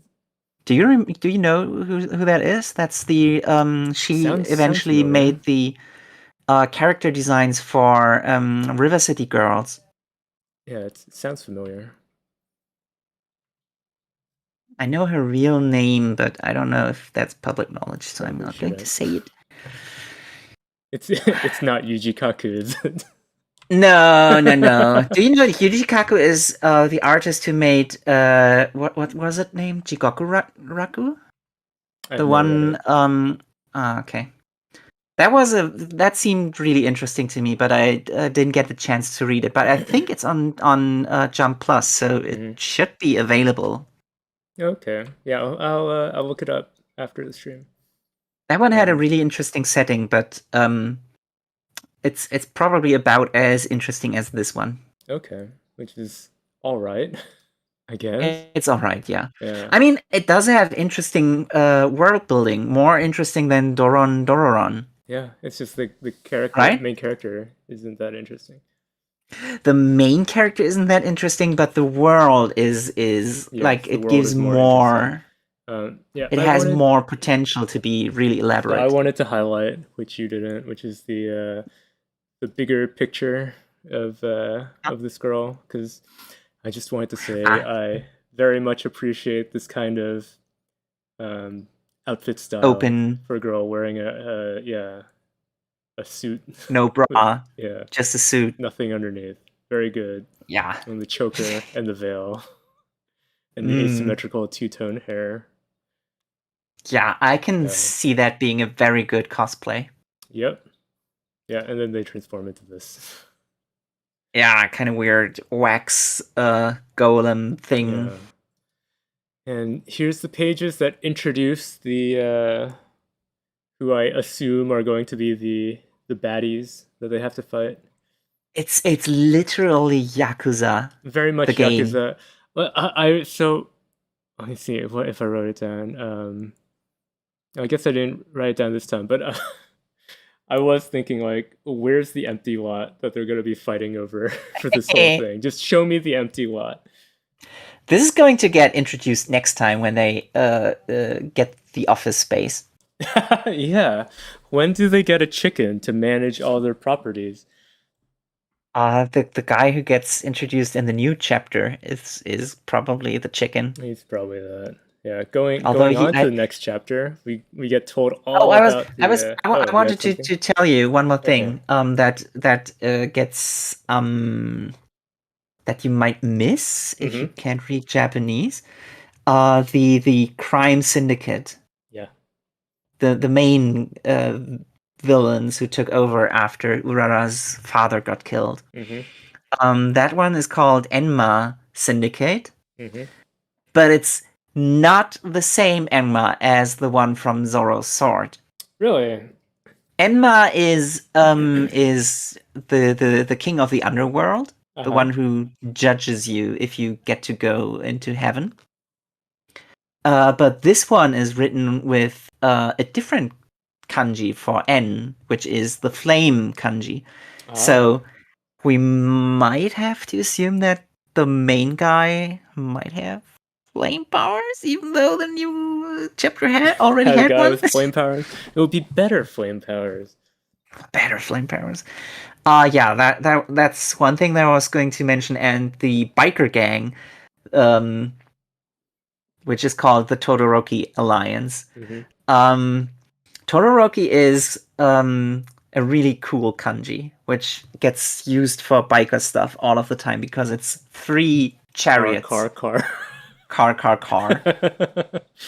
And Todoroki is a roar, so very interesting that the kanji for like giant car stuff, or lots of cars, that is already I'm going to assume that kanji got invented before motors. Yeah.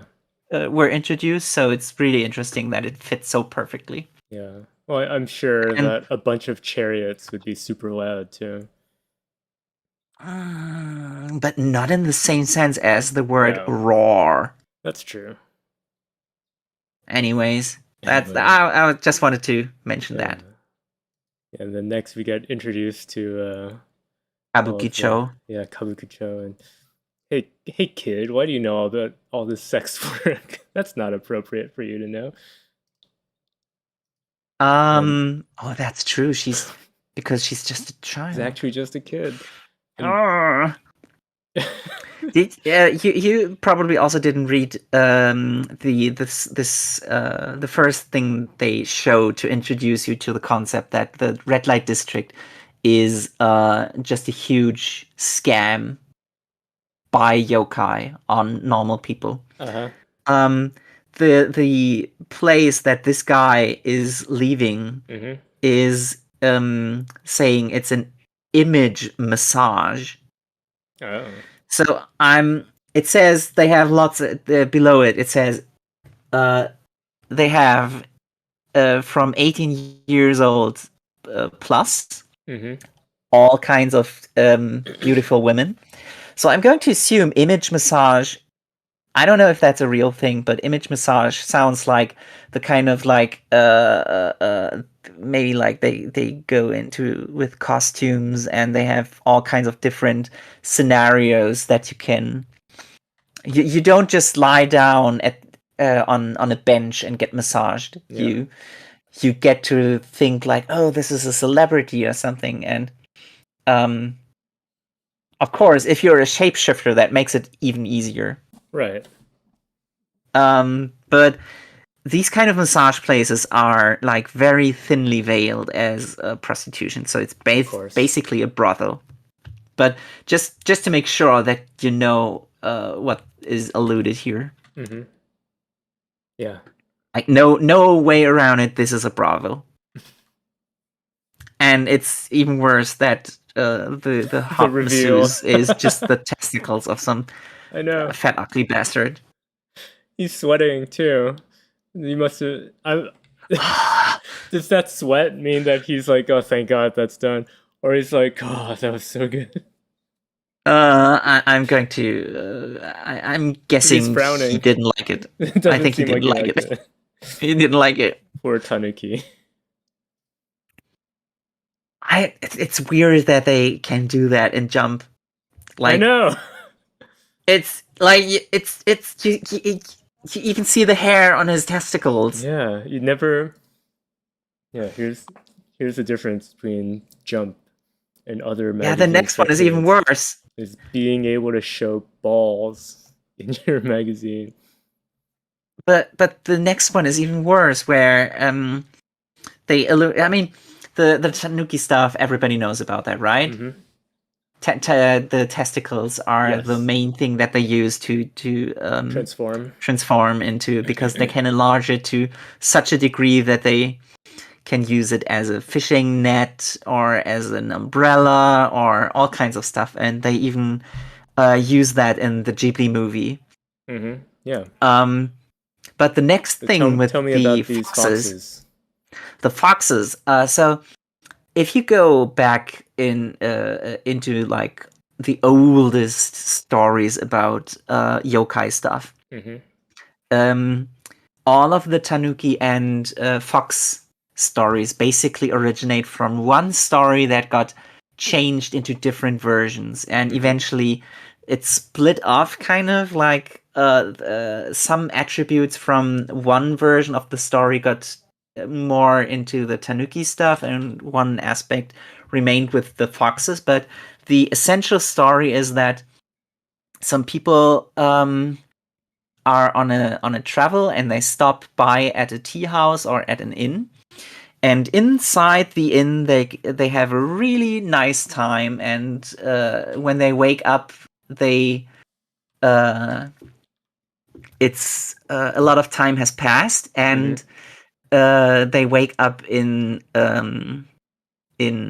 Yeah, it's like Rip Van Winkle type stuff, right? Yeah, kind of. But Yeah. the place they thought was an intact house is just a rundown. It's a dilapidated hut, Yeah. and all of their money is gone, and all their stuff is gone, and they don't know what happened. And the conclusion is that it was foxes who have the power to like make very elaborate illusions. Mm-hmm. And these illusions, that's something that got later on added to the myth, is when they have a leaf, they can, when they put it on themselves, the leaf can be turned into something. So this image in Ayashimon, where they put a leaf on the guy's eyes and one on his crotch. Mm-hmm. I'm gonna assume that and the hostess is looking at him like, I'm going to assume that this is like basically a VR place. Yeah. Kitsune VR. The so-called give up machine. Yes. But run Except by in foxes Magic. instead of by Gaben. Yeah. Have you seen I wish Gaben had it. give up machine that Gaben is working on? Is he?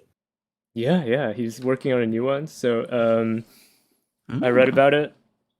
So it's using technology that's based on the sort of brain scans that are used for medical purposes.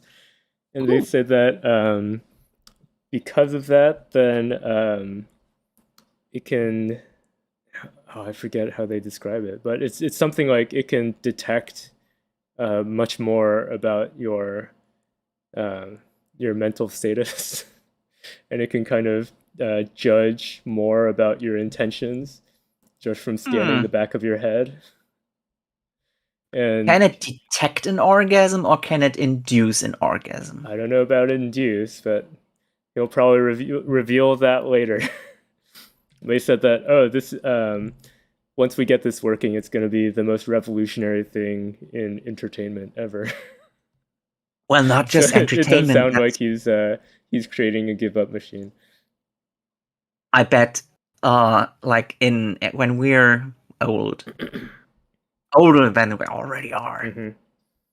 Mm-hmm. At least that's what I imagine is like some telepathic thing that, like you can control the internet with your mind. Well, that's or like, at least that's the files inside your computer. That's what Elon is working on with Neuralink. And then we have to like always rely on our children to do the settings. Hey kid, like, fix my Neuralink. Yeah, like Dad. Don't look into that folder of my memories. It's the green button in the left side when you log in. I don't see a red button. No, the green one. Oh, the green one. I don't have that one either. Yeah, that kind of stuff. Like with mind things. I do like the like not exactly that, but I do like all the stuff about how the neurologic detections for like putting little computers on your nerves to detect signals from them, and they're like, that will help people who have various diseases or injuries, because as it is, for like people who lose a limb, then they put the prosthetic on, but then to have it be mechanically controlled, then I think currently it has to detect muscle movements on the stump. Yeah. But then they're saying that in the future, then what it will be is that they're going to have like an actual wire connection to your nerves that would normally control that limb. So then you would be able to plug in the prosthetic limb, and then it will send the nerve signals directly, so you'll be able to control it just like a real hand or foot, and you'll be able to feel through it what a real hand would feel. Well, depending on how good the sensors in it are. And then and eventually the ultimate version of that is being able to have a wire connection that can reconnect a broken spinal cord. It's like currently they're like there's too many connections. We can't do that, but eventually they'll be able to. I kind of thought we already had like a rudimentary version of that, like that you can put a prosthetic on your arm, and that thing had sensors that kind of connect with the nerve ends, so it detects the nerve signals. I think what it is now is that it sends just to the skin, so it's not actually connected to your nerve. It's based on. But does it read the signals, or is it literally just the muscle movement? It could be the signal. I thought it was just the muscle movement, but technology advances so fast. But it would be even faster if we had Kitsune magic. Yeah. Imagine what kind of toilets we're going to have in 50 years. Can't wait. Well, maybe by then we'll literally be like Harry Potter wizards and just go wherever we want and vanish. I'm looking forward to it. So just poop everywhere. No, wait. Not that part. Not the everywhere pooping part, but the magic part. Yeah, you got to clarify these things. All right, so we get introduced to the shitty Ayashimon. Next panel, I wrote. Oh no, it's me. You're gonna be the chicken running the real estate business. I mean, if I get some fan art out of this guy, that kind of remotely looks like me, I'm going to be like, 100 points. And this series rules. Be who you'll be paired with. But unfortunately, his real shape is kind of weird. Well, yeah. I didn't show it, but his kind of black. He looks like a tadpole. Kind of weird. He's very uncool. Don't want to look at it. Yeah.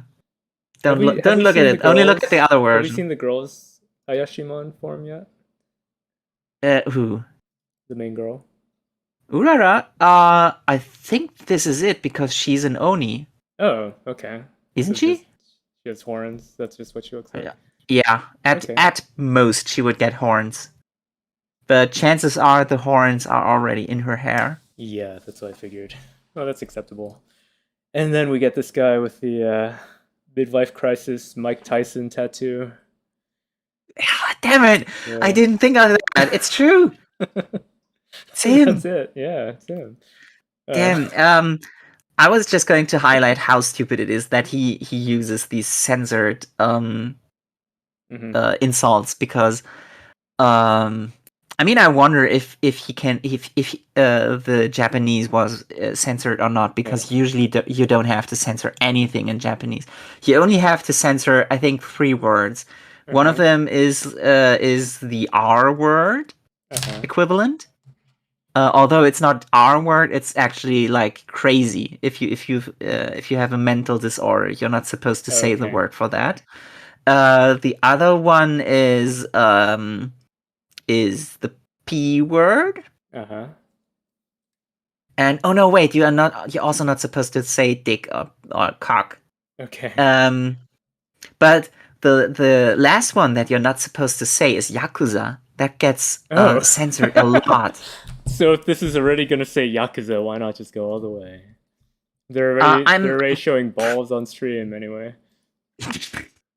I'm pretty sure they, since this story is all about Yakuza, they can just say Yakuza, but it's really weird that he's getting censored like this in English, so I have to check later on when I get the Japanese version. It doesn't say the translator name on this page. Yeah, go. Either way, I hate it when this happens because you know exactly what he's saying, and it would look so much better if it wasn't censored in this kind of dumb way. Yeah. This happens a lot in Marvel. Yeah, it does. A friend of mine always pulls out the one panel where Taskmaster is threatening Venom, Mm-hmm. And he says, "Oh, you come here acting like king. What is he calling him? King Doodoo Head of Poopy Mountain or something." And that's so lame. Please don't. I gotta say something. Anyway. Anyway. I still can't really get used to the main character's design because he also doesn't really look like a main character. No. Especially like the second panel that I have here, where he has these very far apart eyes, small pupils. His hair is, I think it's very thin. Mm-hmm. And he kind of looks like the teeth especially. He kind of looks like a small fry henchman kind of dude. Mm-hmm. Well, lots of people talk about anti-heroes. And usually when they say that, they mean somebody who is more like tough and, devil may care, instead of the typical hero being a goody two-shoes. But I think this guy also fits as being an anti-hero because he does not seem like a hero. But absolutely not. But the writing is like, yeah, he's the main character. He reminds me of somebody I've seen. The best way that I can think of that kind of anti-hero, where it's like the main character is not what you would expect a hero to be like, in terms of they don't look super cool and they don't act all cool. I think the best time that's been done is Saitama in One Punch Man, and I'm surprised that people are like, doing that while One Punch Man is still running. Yeah, it's just not going to be as good. Yeah, but I don't know. His one punch victory. Yeah. This Mario really reminds me of a character that I've seen somewhere else, and I can't put my finger on it because it's a series that I haven't read. I always want to say he looks like a Blue Exorcist, maybe. Oh, I have a feeling somebody looks exactly like this, like the sharp teeth, the very far apart eyes, the kind of dumb expression, especially the haircut. Is it? I definitely have seen this character, and it's almost like the same actor in a different series. Yeah, yeah, it is like that. Well, if I ever find out, I'm going to say it, but it's really bothering me. Yeah, I know what you mean. Final question: does the flame guy explode into 1,000,000 coins, like in Scott Pilgrim? It looks like it. I'm pretty sure that's what's happening here. Yeah, it does look like it. It's kind of weird because his head is still alive.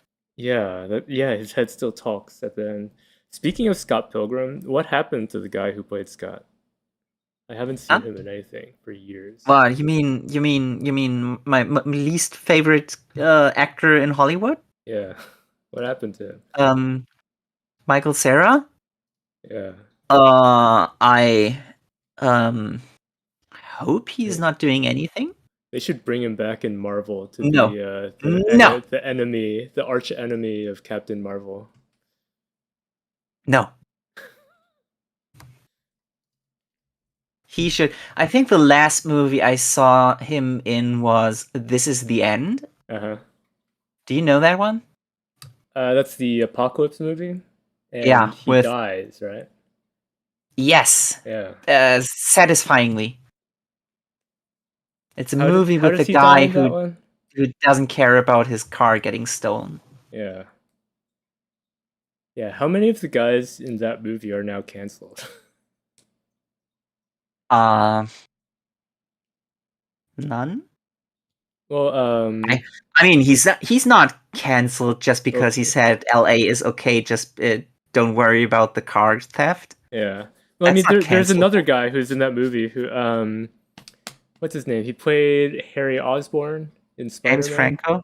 Yeah, James. He got super canceled, didn't he? Franco, but is it James? Yeah. I think so. Franco. Yeah. Is he cancelled? Yeah. He got super canceled. What? Why? Yeah, it's like some behind the scenes stuff came out about him. I mean, I don't like. My surprise is not. Oh, I like him. I don't want him to be cancelled. I'm more like You didn't hear about it. how did they cancel him just now after Yeah, I don't know, everything because else? it was kind of weird too, because like I hadn't heard of him being in any movies for a while, and then people were like, "Oh, by the way, this guy's canceled." I mean, fair enough. Yeah. Just cancel everybody else from This Is the End. Yeah, get rid of all. Literally everybody else. Literally. Go to IMDb, look at who's in the movie, and cancel everybody. Wait, was Natalie Portman in that movie? No, somebody else who needs to get canceled. Oh, it was Hermione. Was Yeah. in that movie. Yeah. Literally everybody. She's Cancel out them. of the picture these days too. I haven't seen her in anything, except for a YouTube video that was making fun of her for being a femcel. Good. Cancelled. Next, just like this series will be in a couple years. I gave it I gave it a 65. So I laughed at the Wait, do you think it's getting cancelled? No, I think it's gonna run for a while. It's going to run for a while because the author does have a kind of a pedigree that's bigger than Chainsaw Man author started with. Chainsaw Man author already had Fireball running for I think 4 volumes. Okay. Which is fairly impressive for a newcomer. And I think Jigokuraku ran for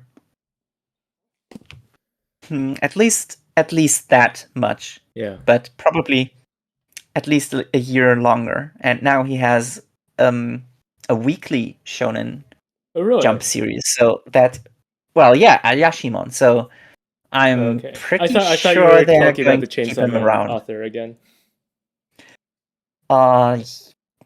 Let's find out when the anime comes out. Yeah.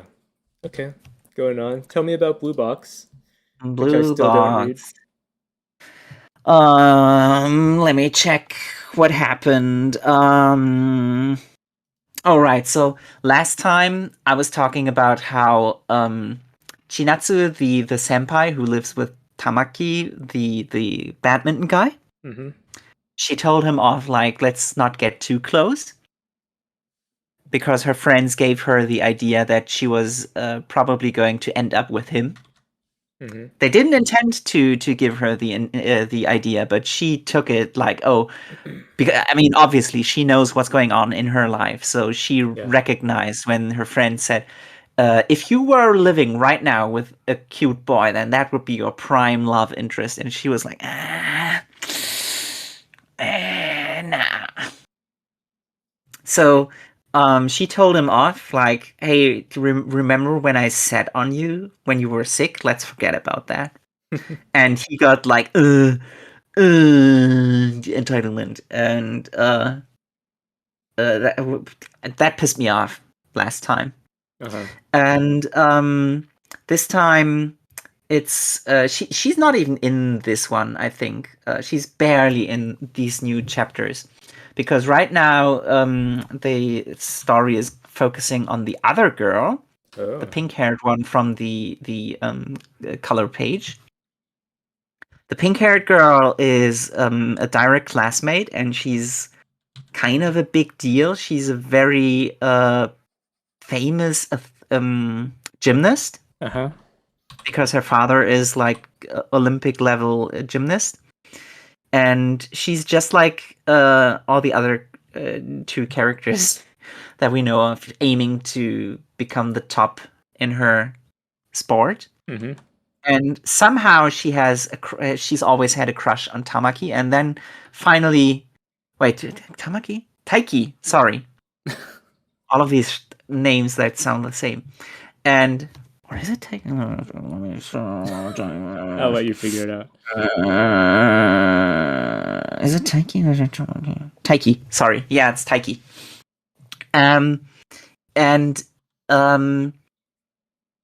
this chapter explains how she got a crush on him, because in their, was it first year in high school? No, wait, middle school. She and friends went to the festival, the summer festival, and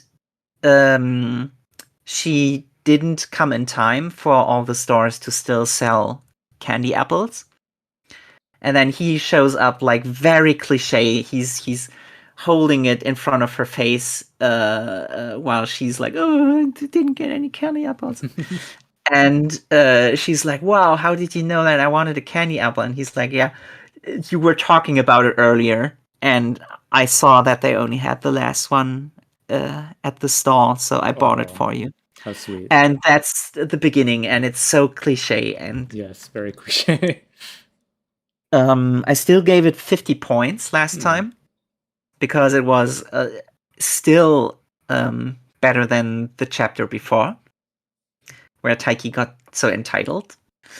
But also, it's bound for disaster, because it's the summer holidays for these students, and all of the kids were studying together for the homework they have to deliver at the end of summer holiday. And then they said, let's all go together to the festival. And somehow Hina, the gymnast girl, was like, let's go to the fireworks together. And he's like, sure. And then she was about to tell him, let's make it just the two of us. And they get interrupted by something that's extremely realistic, but also very contrived. Okay. In any other manga, especially something that's so slow paced, with like mundane stuff, more would have happened. But instead, somebody comes in and says, "Hey, you left your phone over there, and somebody's been calling you." And he's like, "Oh, okay, thanks. It's probably just my mom." And then you would expect this to go somewhere, like, oh, the person calling him was giving him like a very important message, but nope. It's just his phone was calling. Wow. Doesn't get explained. And this is how she misses her chance to say, actually, when we go to the festival, let's just be the two of us. Yeah. So then go to page 3 of volume 52. Oh, the next one. They have this extremely awkward scene where he's like, "Okay, so who else is coming?" And she's, "Huh?" And he, "Huh?" Oh no. And it's the worst. Yeah. It's so extremely awkward and kind of relatable, but I don't want it. No. It's the kind of relatable that makes you cringe. When you're like, yeah, oh, this is like cringe. That. Yeah. This is not why I read this series. I want a different kind of relatability. Well, not even relatability. I just want these. If it's going to be a teenage romance, that's not. Well, it's moving in the direction. All of these teenage romances have these stupid misunderstandings with love triangles, and that's what makes it funny. Something that Wooly always calls just talk. Just talk.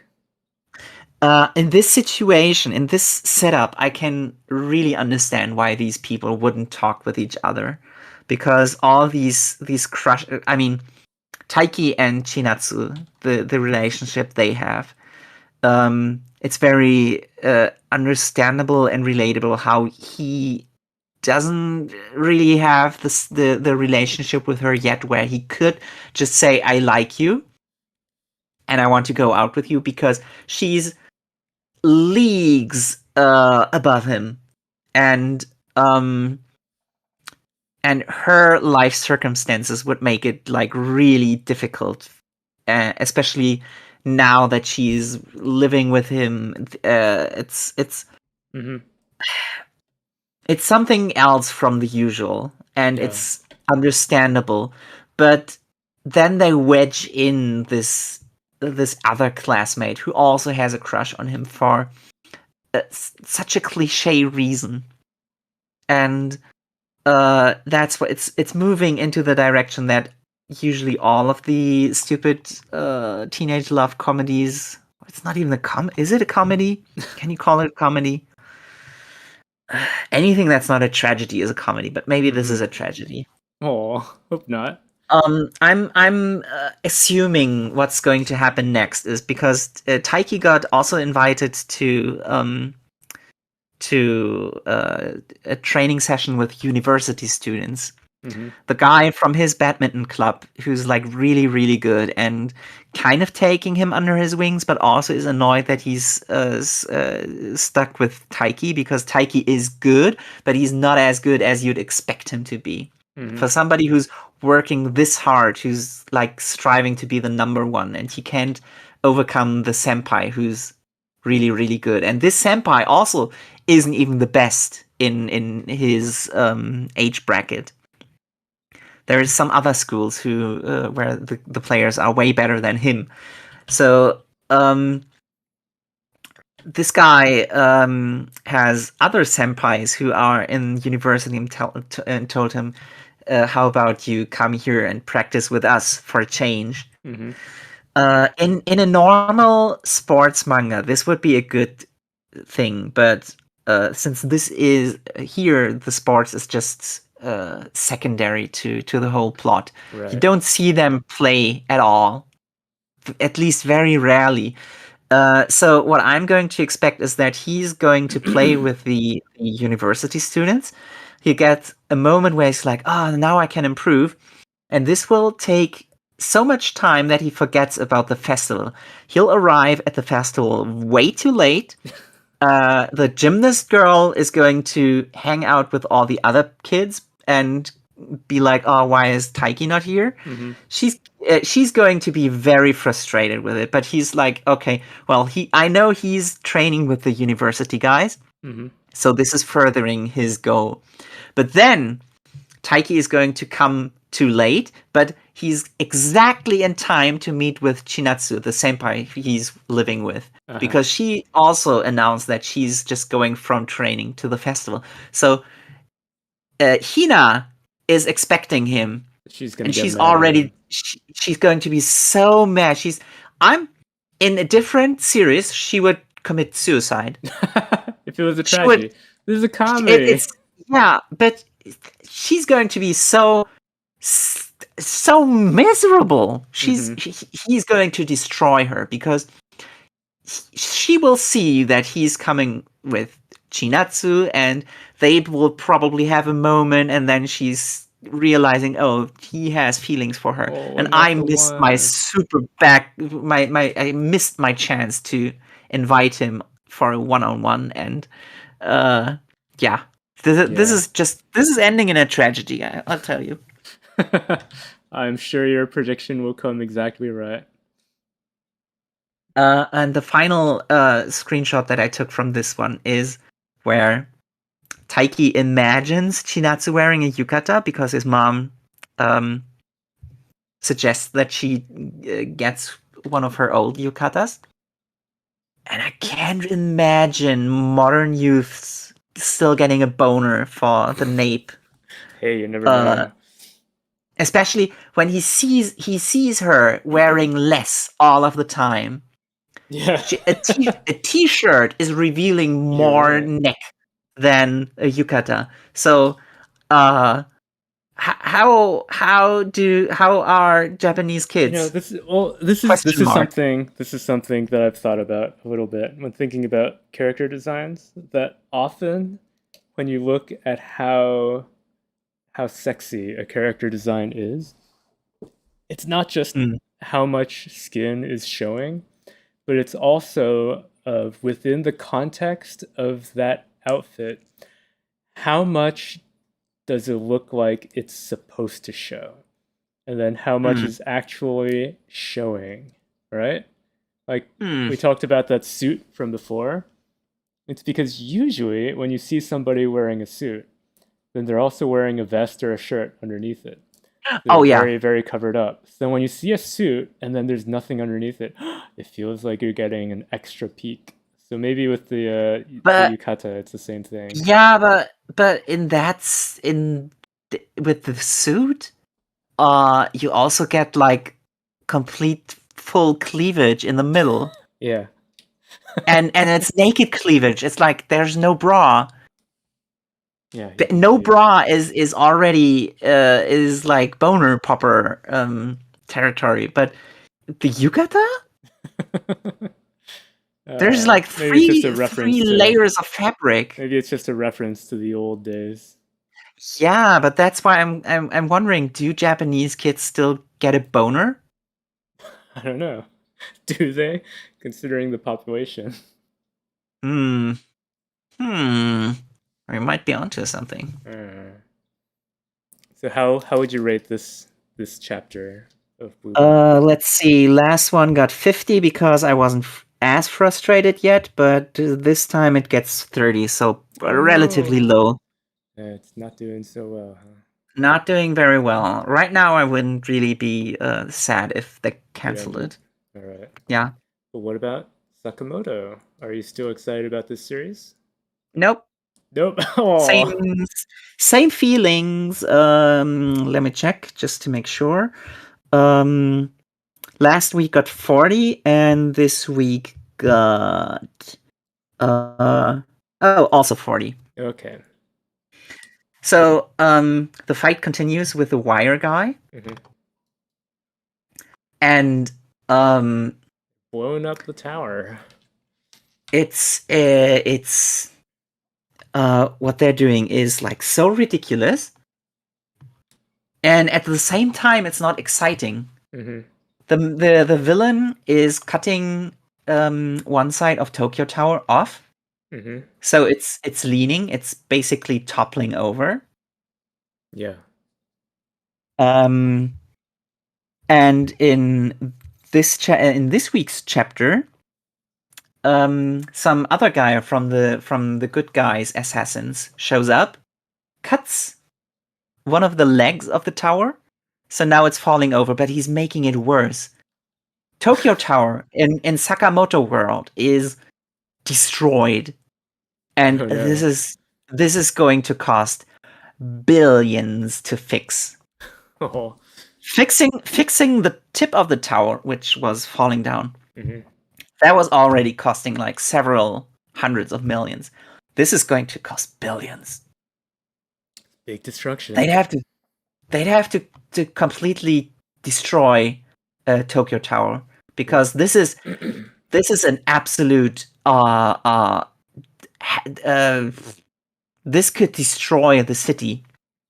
Yeah. One small earthquake and Tokyo Tower is crashing on like hundreds of buildings. This is a disaster. This is bad.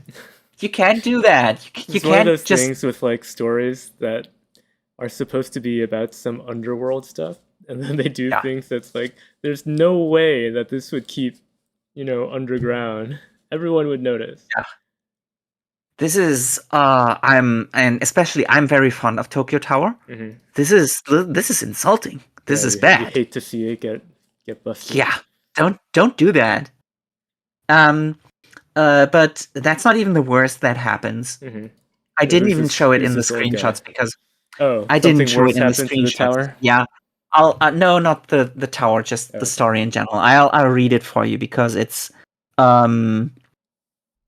really bad. So the name of the serial killer that Sakamoto currently fights is Apart, because he's taking his victims apart.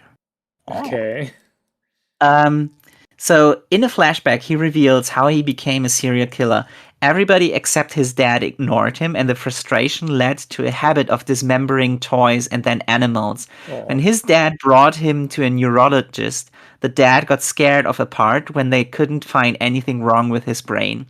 This rejection made Apart dismember his father as well, right then and right there. So he grabs, I think, a scalpel and then just chops his dad's head off. just because his dad got like flinched a little bit for good reason, apparently. Yeah, because I mean, and this is such a stereotypical serial killer thing. Mm-hmm. I know it happens in real life, but come on, like at first he starts ripping apart bugs, and then he kills a cat and dismembers the cat. There's a reason that it's a common trope. Yeah, but I don't want to see it like this without any like original flourish or something. It's just the regular course of a regular serial killer, and it doesn't even explain why this character was shown previously to have the kind of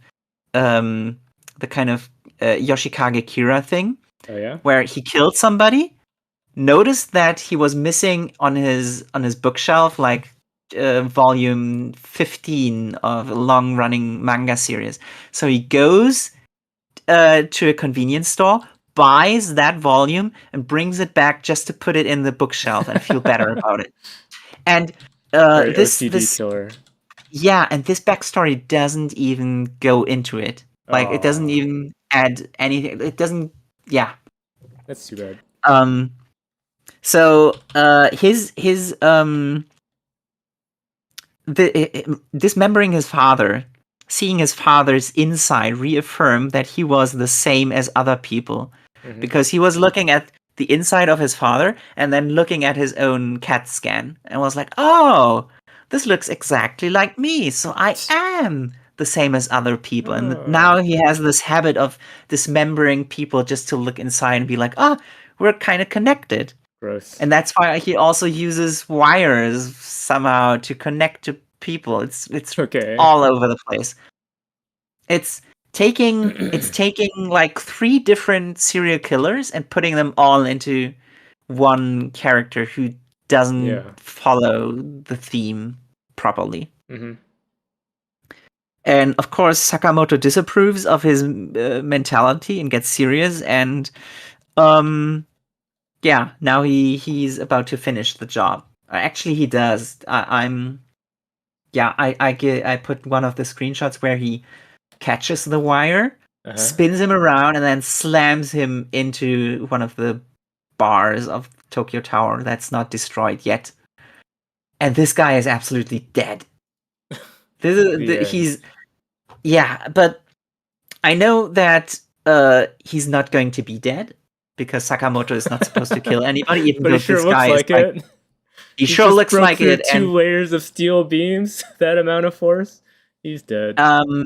He should be dead, but he's not going to be dead. Then somebody else will kill him just before he can spill the beans.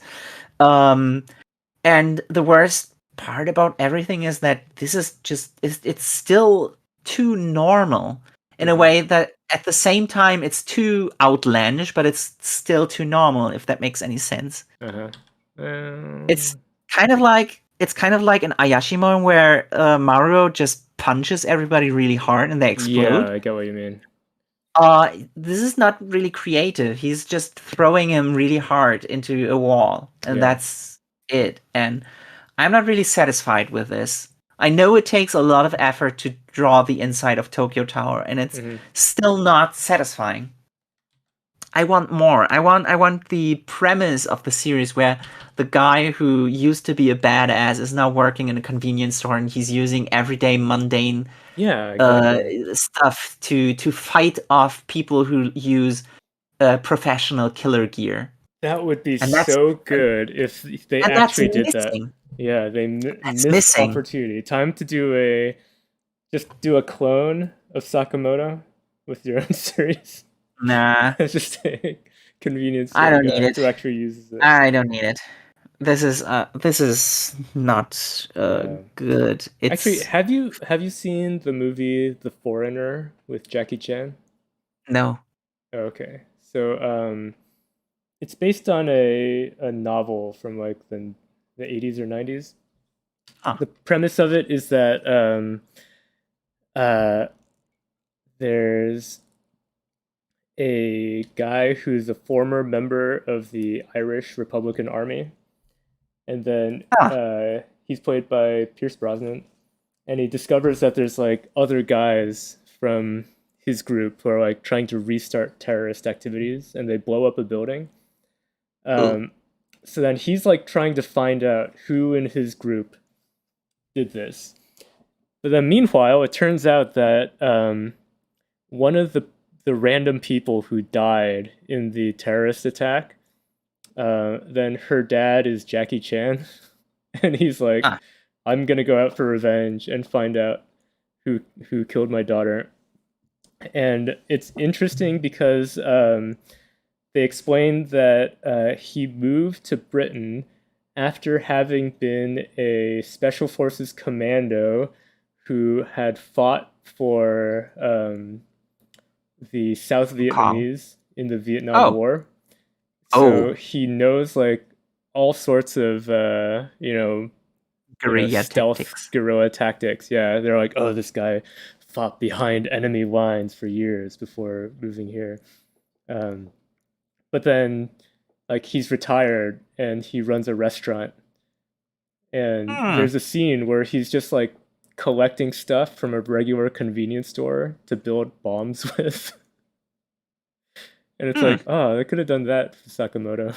That would have been cool. Yeah. I bet the way you describe this movie, that's like probably 200% more interesting than Sakamoto. Yeah. Like if they did that, but a comedy, it would have been good for Sakamoto. I'm pretty sure that most Japanese authors know about all of the Jackie Chan movies. Oh, I'm sure they do. Because, Akira Toriyama is a huge Jackie Chan fan. Well, and I course, think Eiichiro Oda is also. Yeah. And I think... I bet there is some kind of rumor or advice floating around that if you want to write good action scenes, you have to study Jackie Chan movies. Yeah. Yeah, I think like just comparing his style to other action movies, it's like he really kicked off the trend of using the environment as part of the fight. And that's always interesting to see. So how would you rate Sakamoto this week? Oh. Did we get disconnected? I cannot hear you anymore. Hello? Is Maxie there? I guess Maxie got disconnected.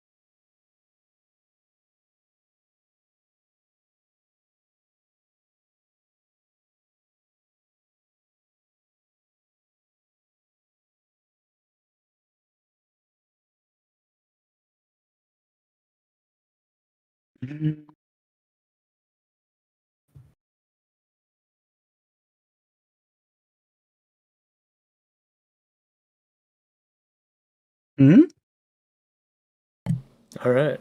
Are we back? I think we are. We're back. I might have said something while Oh no. You came back and was on. I didn't know that you would, because I thought you were like completely disconnected. Yeah, but then I clicked on it. Maybe we have to cut something. Okay, that's fine. I'll cut it out. All right, and gotta wait for your Viato tube. Is it possible to cut something out of a stream? Yeah, well, in YouTube Studio, I think you can. Maybe do that later on. Yeah, after we disconnect. Yeah, I'm Googling right now. YouTube Studio cut out a part of a video. Yeah, you can split and trim videos in YouTube Studio. So I'll do that right after. Thank you. Yep. Anyway, yeah, get your Viata tube back on, and we will. I should have it on. Oh, really? I don't see it. Let me pop out and watch your stream. Hmm. Yeah, I see it, but let's see. Pop back to app. Is it? There we are. Okay. All right, we're ready, and we're back. I'm completely drenched in sweat. The big internet oopsie right there. Yeah, but like massive. Yeah. Okay, well, we are going on to Witch Watch. Something that we always seem to be pleased with. Yeah. Yeah. So this week begins with last week. Or last, yeah, you're right. Last week. Was there not one this week? Yeah, there was, but this week was a little bit unremarkable. Okay. Last week was when we still got the last bit of the student council with all of the trophy characters. Oh, right. We get to see their inner workings. Yeah, I wanted to highlight the student council opening with the Star Wars intro, which that was a really good joke. With the especially when they make a joke about how they wrote it vertically. Mm-hmm. Oh, yeah, so it's impossible to read. You didn't show that panel. No, it's supposed to still entice people to want to read it. Okay, yeah, that was hilarious. And especially like jokes on you. Imagine. I don't read Japanese, so I couldn't read that anyway. But you can kind of imagine like some people using the Star Wars intro as their student council introduction definitely video. Imagine that. I'm sure it happens a lot. And it's so tacky and kind of cringe, but in a way that's like really funny. Yeah. That's the difference between the cringe from earlier and the cringe in this one. Mm-hmm. I think the Witch Watch cringe is always good. Yes. Because they're laughing at it. They're not using it as a like dramatic moment. Yeah. I'm glad about that. The big old joke. I was going to mention how I still don't really understand what a student council is doing in real life. I know in animes and mangas they're always scheming behind the scenes, and the way I understand it, a real student council, if it operates in a similar way to how it's presented in anime and manga, I think they are the organ that distributes the funding to all the clubs. And I think this is supposed to give the council members some kind of real life experience on how to run a bureaucracy. Yeah. This is how I see it. Like because it would be really have to do that in Japan when they grow up. Yeah, it would be really good training to start doing that in school with something that's kind of inconsequential, but at the same time teaching the people to take real responsibility. Right. That's actually something that I'm missing from our schools. But also, I have no idea if this is how Japanese schools actually work. So the way I imagine it is probably good, but it might be that they don't really do anything. We did have a student council in our school. The Illuminati, the CIA. I wish that was the case. I love that meme. In our school we did have a student council, and I think the only thing they did was represent our school in some inter-school meetings, like when all of the schools of the town were meeting. I don't know what they did there. Yeah. All I know is that the people who wanted to join the council only did it because it looks good on their resume. Resume. But otherwise, they didn't do anything. Like they go to the election and say, if you vote for us, we will make it so that we get a Coca-Cola vending machine, and we never did. Oh. And somehow everybody got really excited for the Coca-Cola vending machine. They're learning the true ways of adult politics. Yeah, just lie about getting something and then don't do it. That's a different kind of lesson that we were supposed to learn, apparently. But I think the way it's in Japanese media, that would be good.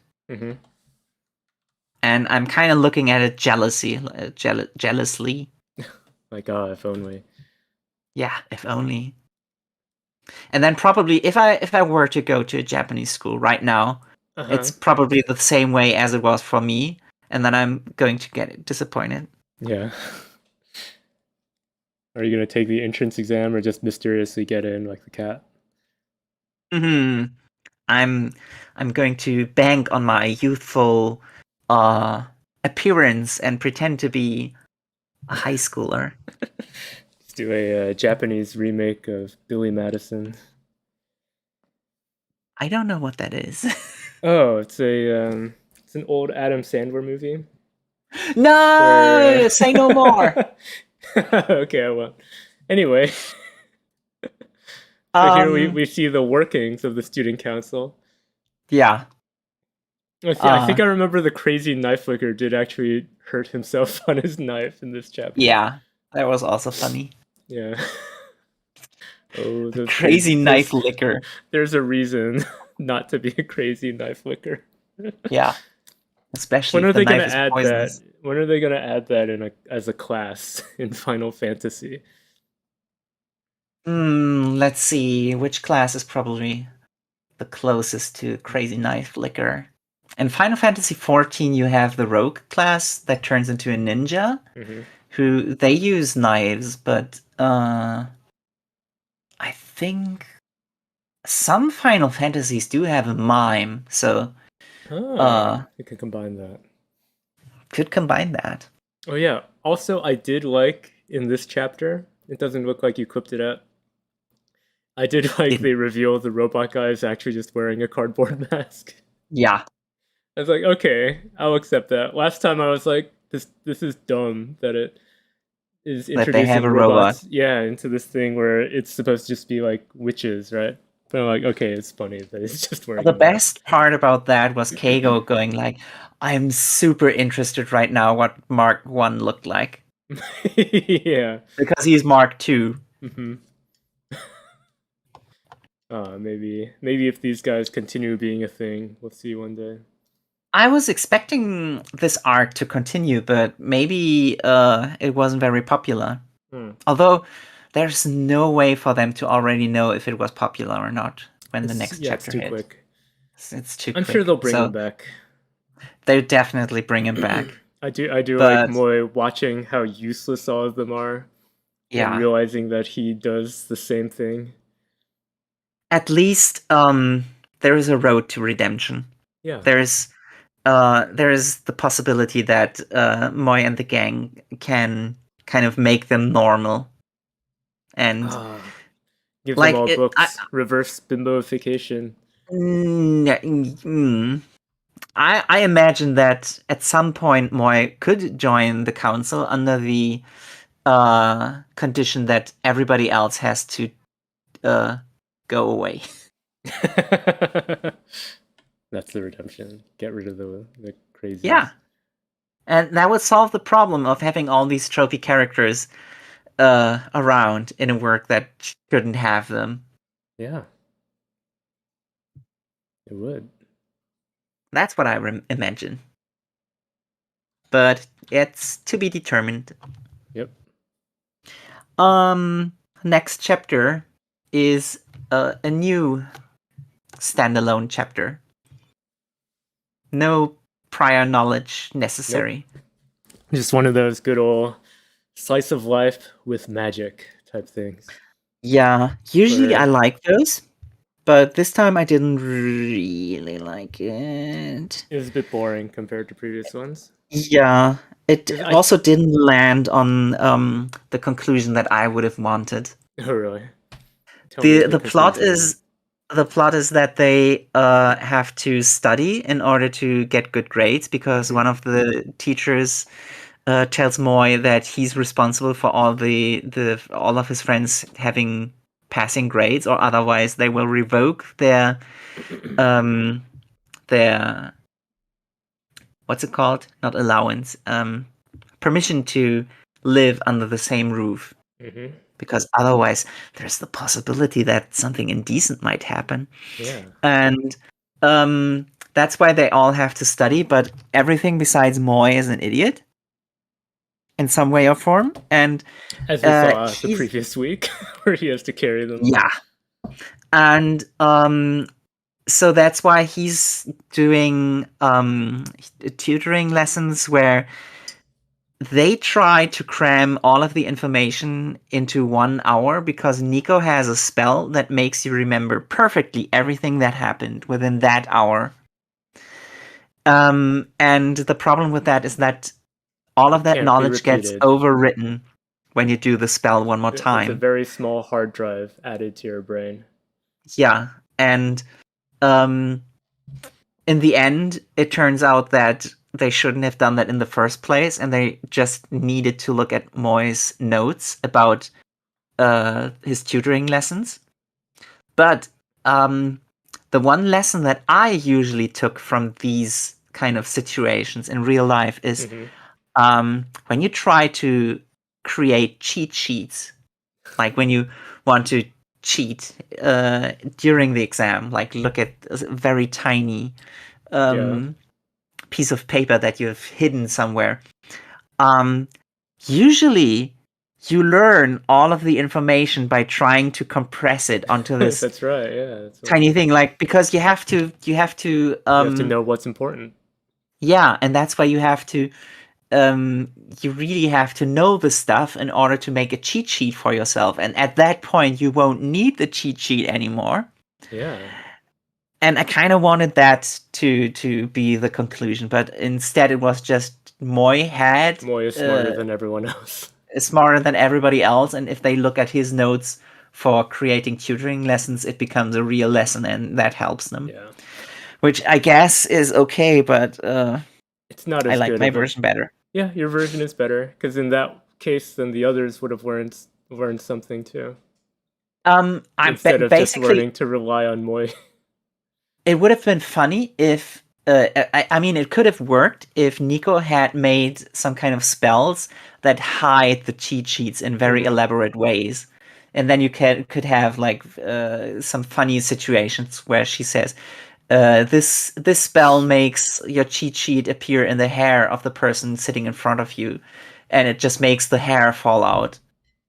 Yeah. In a pattern that reads the note. But that's all just hypothetical. Yeah, that's hypothetical. And one thing I wondered, is this a real YouTube channel? I think it is. I think Dogen mentions this guy specifically, but I have no idea if it's true. Dogen has many times mentioned a YouTuber who used to be a comedian, I think, or at least a talent, who is now reading books and then condensing what he read into easy to understand lessons, and apparently that's really popular. And I think, without looking at it, without having seen it myself, I assume that it was kind of like PewDiePie reading Plato or some other philosopher and then giving you the rundown of what this philosopher's deal is. But maybe it's more like Witch Watch is depicting here right now. Yeah. I have no idea how to verify it because they don't even say the name of the guy it's referencing. Yeah. But I'm pretty sure it's referencing him because Moy does these mannerisms that he introduces. That's right, yeah. Saying his taglines and stuff. And it wouldn't make any sense if that wasn't a real thing. Yeah. Well, so It for would these be chapters, funny. I said, it's always funny when you lampshade tropes, but it always also kind of gives me a feeling like, well, if you know it's there, you should do something different instead of just keep doing the same tropes that you're lampshading. Yeah, and the only lampshading other is... thing I wrote for these 2 chapters is, congrats on the good grades, Moy. Yeah. Congratulations. I like it when they use funny styles to make the main characters look kind of cute and stupid. Like this, I'd like it too. Yeah. Yeah, it's different. Going on, we have Roboco. Roboco. Last week's chapter, I forgot these characters existed who show up again. Her old rivals. Yeah, we haven't seen them for a long time, have we? A long time. Millie, what's her name? Millie and Tally? Something like that. Well, obviously it says Millie on this page. Yeah, it's so long ago that I don't even remember what the kind of dog they have is, what his deal is. The sunglasses dog. I also don't remember his role. I did write down Hyrax. But I do remember that these 2 robots are like, they were the combat type robots. Yeah. Because Roboco had a former life as a combat robot. And they can never beat her. So now they came back, and Millie is going to try to beat her by being cute. And she's even cuter because she's not used to it. Which is very true. You lose a bit of cuteness once you become too self-aware of it. Yeah. You gotta That's what I wrote down myself. You need to have that innocence. If you know you're cute, then that's bad. Well, if you know you're cute, you gotta hide the fact that you know that you're cute. Yeah. Oh wait, I wrote down. In fact, it's distinctly uncute when you know you're pretty. Yeah. And I wrote that for Roboco going, I know, right? Yeah. This panel is exactly how I feel when girls know they're pretty. They get this smile, this exact look, and then you start looking at their knees instead of their face. You're not supposed to know that you're cute. Yeah. I also wrote on this like, this is making me just reminding me that we haven't seen the cute form of Roboco for so long, and they're like rubbing it in our face, like, hey, here's another robot being cute. And then thankfully, on this panel, next chapter something happens. On this panel, I said, pick up your book, Millie. Reject this bimbofication. Yeah. Roboco asking her, do you really think gals are cute? And it's so true. Yeah. It's so true. This kind of gal, like... very out of fashion. Is it? I mean... Yes, it is. The top, maybe, but the bottom? Like the high boots and the hot pants? That's still good, but the top is... And then being like super tan and having with the big earrings and overdone makeup. There's a certain portion of the population here who does that, and I always have to ask myself, like Roboco, like, do you think that's cute? Do you and someone else must, or they wouldn't keep doing it. It's Then frustrating. you have all the other cosplays that Millie tries. Yeah, I did I write that? Yeah, I wrote this is you. You're Bondo in this one. Yes, Where it this is says me. each time Roboco beat her down, and each time Bondo thought she was awfully cute. That's Yeah, you, I wrote, especially the damn, one with the Bondo, glasses. getting to see all these different cosplays from Millie. A very good chapter for him. The librarian look. I think Yes. that's your favorite. Yes. And then the next one with the conclusion where she realizes putting all this effort into enjoys being cute. that must have been fun, right? And isn't that this exact panel, isn't that like one of those feminization memes where I think it is. where femboys or trans girls like realize, if I put on this dress I'm much happier. Yeah, And the first time I felt so excited outside of combat. I like that. Have you seen that transgender MMA fighter? No. You get her Which into... which one? Which one? Okay. Well, there's one in America now who's like a former Marine. So people I know which one. So people are saying like, oh, that's so unfair for the other girls, because usually it's like, you know, some guy who transitions, and it's like, okay, well, he didn't have like, okay, he has the masculine bone structure, but other than that, he doesn't have an advantage. And then this guy comes in, and it's like, oh, well, you're now fighting somebody who, you know, a woman who was formerly a man whose job it was to kill people. Yeah. It's like, okay, that's not fair. But I know which one that is. And she's actually she pretty good looking out of the ring. And I'm like, oh, you should get her into modeling. And then she'd be like, oh, it's the first time I felt so excited outside of combat. Yeah, that would be a much more wholesome conclusion to what's actually going on. Yeah. I liked the chapter. It was just my fourth favorite from last week, but it was okay. I liked it. I gave it a pretty high score. I said 85 because lots of unironically cute Millie and humorously cute Roboco. Yeah, but on the other hand, it had too much Roboco in it. I can accept this kind of Roboco chapter. And then this next one. Maybe I would have wanted some more costume shenanigans. Mm-hmm. Like not just the montage of her. Long.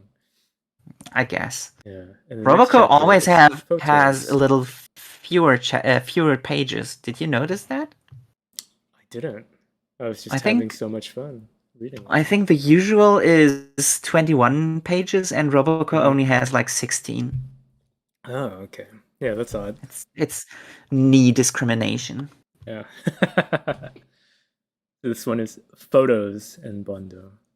Where he realizes that out of his friends, they're all very photogenic except for himself. Yeah. And I laughed at the cool photos for his friends. Although all of them, yeah. Yeah, this one made me wonder, like, is in the original, have you read the original Japanese? Is it referencing like a Japanese celebrity? No, it literally like, he's as cool as Brad Pitt. And I'm like, but it doesn't look like Brad Pitt. I'm pretty sure he says Brad Pitt in the original. Okay. And the one that the photo of Matsuo as Ray from The Promised Neverland. Do you remember why this always pops up? Why? People confuse because the author because the author used to be the official gag spin-off author of Neverland. So is Matsuo like actually based on Ray from Promised Neverland? Yes. That's great. Also, I think what was Mama's name? I forget. Isabella. Mm-hmm. She had Roboco's face, I think. And that was the big joke that that in the joke, in the joke. Oh, in the comment, in the gag version. in the gag The version. gag okay, because I'm remembering like, she had a normal face in that show.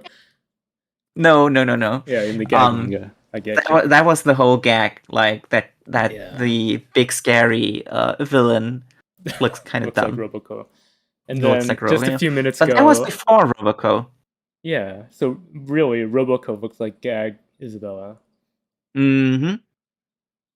And just a few minutes ago, I was saying we haven't seen cute Roboco for a while.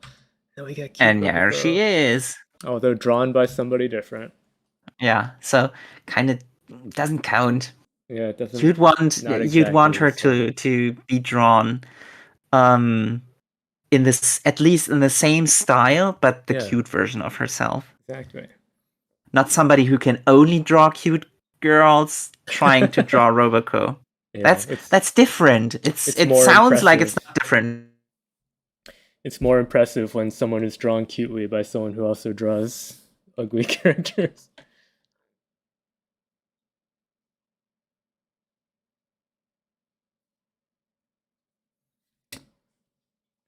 Did you get disconnected again?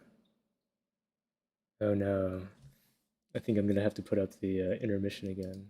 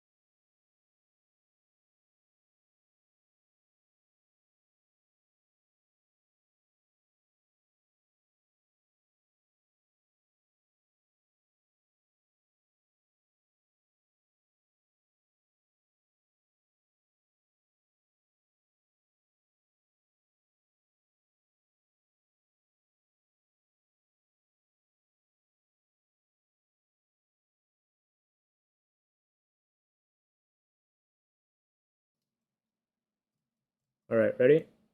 Yeah. We're almost done here anyway. All right, and we're back. But I have one, even though despite the technical issues, I have one very important thing to say. Okay. Like a very dreadful thought came to my mind, especially when I saw the 5th screenshot where Roboco is crying. So I imagine that Roboco is going to get an anime. Right? That's going to happen. Yeah. Something dreadful came to my mind. What's that? What if they give Roboco a male voice actor? Oh no. Like in Pop Team Epic. Yeah. Look at this panel, right? Mm-hmm. And imagine like I don't know his name, but a voice actor who is like always voicing fat ugly bastards. No, I don't want it. They need Imagine that. They need to get one of those girls who can do both a really cute voice and also a tough voice. That's what they need. No, they need to just give her a cute voice. Oh really? Yes. Because I was imagining is it Subaru in Hololive? Sure. Because well, maybe she's not a good example because she's too duck-like. But I remember somebody like can do they can kind of switch modes between being really cutesy and being a bit more tough. But yeah, just a cute voice would be perfect. Yeah, especially it would highlight the dissonance between her personality and or at least what she thinks she is. Yeah, how she wishes to present herself versus what she actually looks like. Well, I would hate it if she was. To wait. Yeah, if she was some fat dude. That would not be good. And finally, the one last line in this chapter was like, "You look like DiCaprio when he was hot." That's such a burn. Yeah. I do like the very last panel being Roboco taking a picture of all of them smiling. It's usually the chapters usually end on a very wholesome note. Very wholesome, yeah. Reminding me of why I think I want this series to continue. Yeah, exactly. This is what one of the best parts about Roboco, that usually all of the punchlines are something wholesome. Mm-hmm. We need more of that in Jump. Yeah, we need more of that in media in general. In general. I really like this chapter. I gave it a 90. Oh wow, that's way more than I gave it. I put it as, and with the return of cute Roboco. Yeah, I put it as second highest in this volume. Okay. But I wasn't completely overwhelmed because the ratio of laughing to not laughing was not high enough for me. Even though it was really funny. It was really funny, but I wasn't laughing as hard as you probably. I usually laugh at the other jokes more. Yeah. And then we go on to Elusive Samurai, which skipped a week. Yeah. It skipped a week, so that's why we can just focus on the one that happened this week. And this week we have our young lord in danger. Oh no. Getting caught.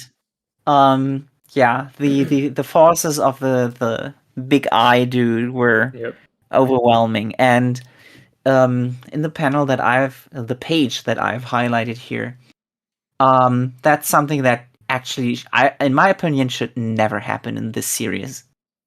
Him actually being caught? Yeah, this is a failure in game design. Yeah. Tokiyuki should never get caught. Only happen in the fan fictions. Well, the way they grab him. Yeah. That's what I meant. Maybe, but if he gets caught, because this has never happened before, at least it should give him like a big fright. It should be a big deal, yeah.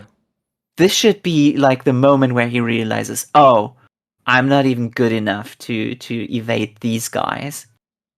This should be the moment where he starts a different training routine. Yeah, he becomes more serious instead of enjoying But himself.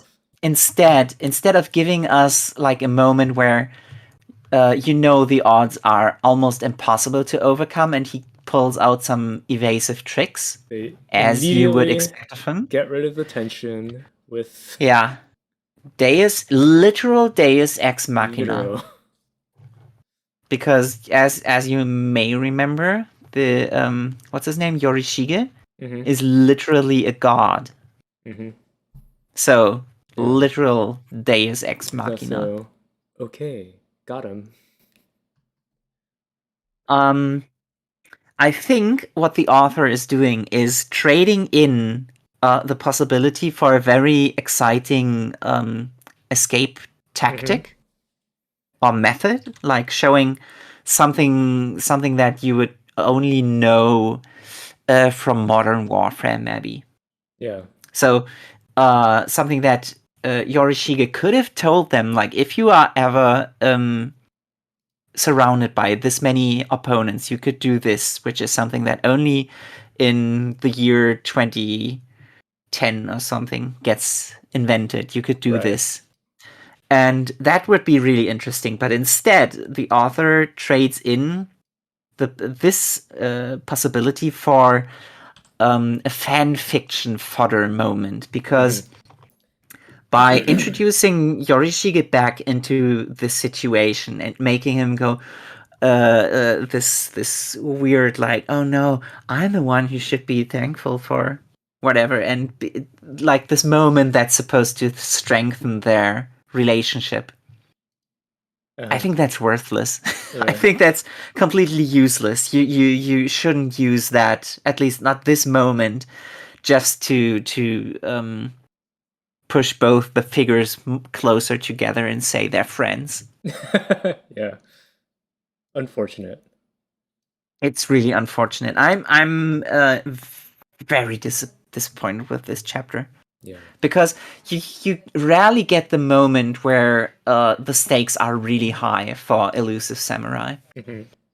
And I was expecting that the setup of all the enemies surrounding them would be like the perfect situation to show off how he would react when he's completely outnumbered. And he doesn't get that. He just gets overwhelmed and captured. Unfortunate. And then the final page of this chapter has the Kokushi in a weird palanquin tank. Yeah, I was looking at this and everyone is like, they're like, what the hell is that? And they're scared, but it's like, it's one guy. Yeah, and it's not scary.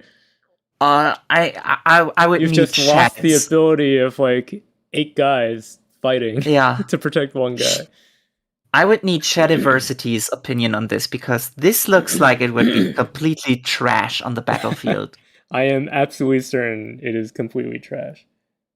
You would need like dudes on every window of this thing. Yeah. You'd need more guys inside, and you would need the guys on the outside to actually have shields.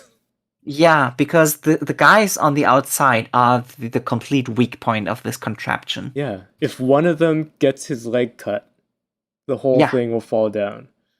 And you could just shoot those guys with arrows too. None of them have shields. None of them have helmets. Just shoot those guys. Normally, this is a dangerous thing because it gets carried by an elephant who is also covered in armor. Or at least pulled by horses. So that on wheels, so that if the horses get shot, then it still is, it's not completely dead.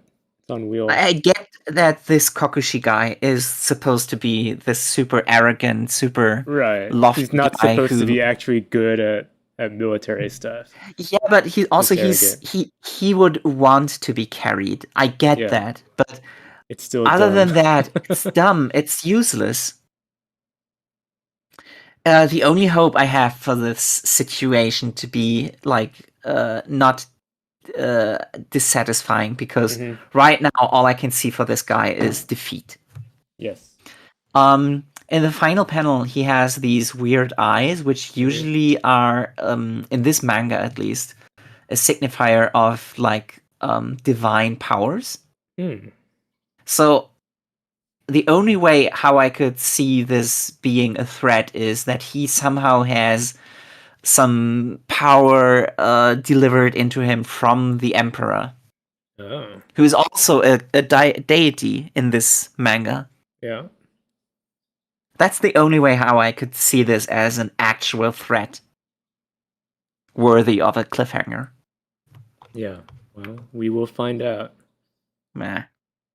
I'm not holding my breath. I'm currently at the moment where I'm like, Elusive Samurai is in the danger, and I mean it should deliver constant excitement. Yeah.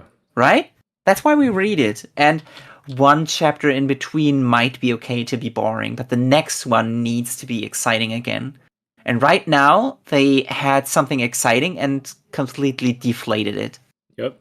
Unfortunate. So that's why it's only getting 25 points from me. Wow, very low. I would have gone higher. I would have gone... Really? Yeah, I would have gone 30. At least. Well... Because... You know, I would have gone even higher if I were that kind of fan artist because of this first page. I suppose. But that's not within the manga itself. So yeah. We won't consider that. By the way, I think this is the author who made Assassin Classroom, right? And before that, he had Nogami Neuro. I like that one. That one, I think, had a surprisingly avid fangirl community. Yeah, I can imagine that. So I think this author got a little bit too used to milking that community. Milking the fangirls. Yeah.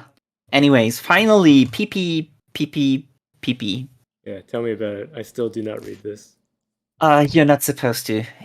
I wouldn't recommend it. I know the people in the comments are always like, "Oh, this is so good. The feels, the emotions. This is what we needed." But honestly, especially the highlights that I took here. We really need to go through these, because this highlights how much space the author is wasting. Oh yeah.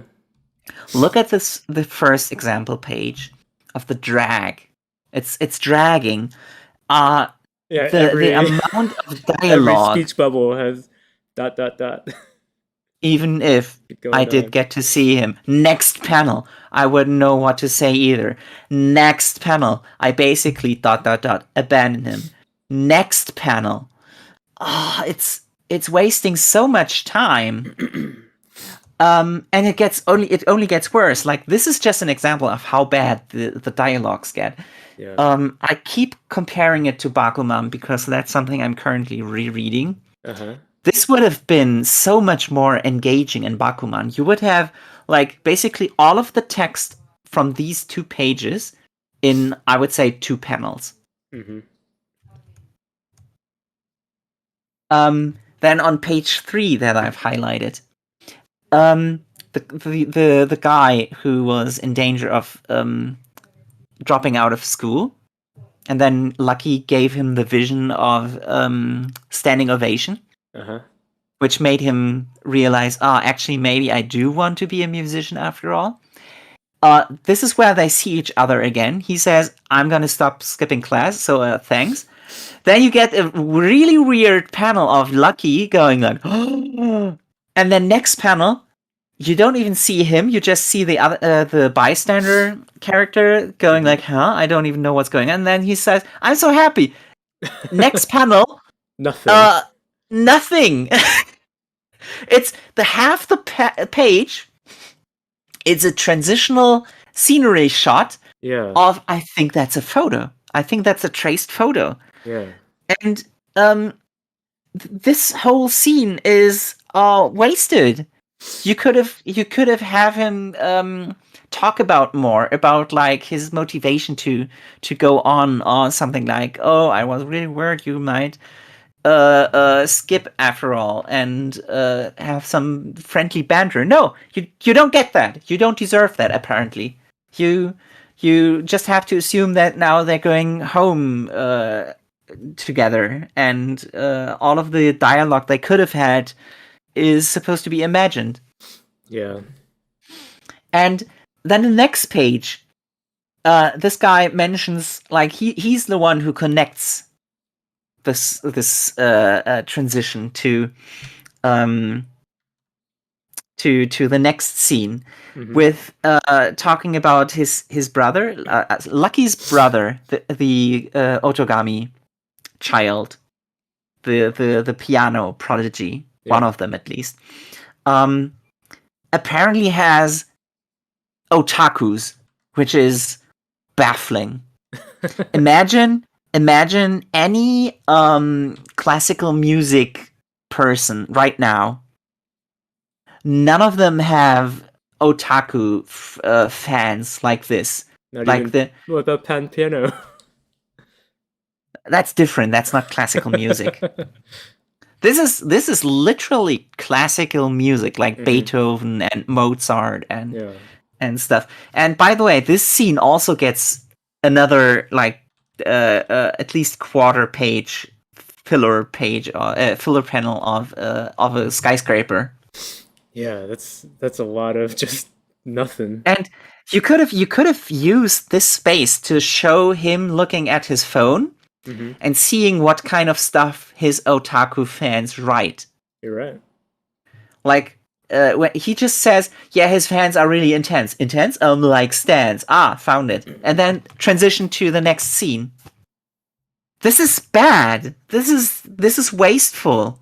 You're not supposed. One page of Jump is worth like several $100,000, dollars, whatever. Yeah. You don't get to waste that. At least not like this. And then next page, I only cut out the panel where the otaku is.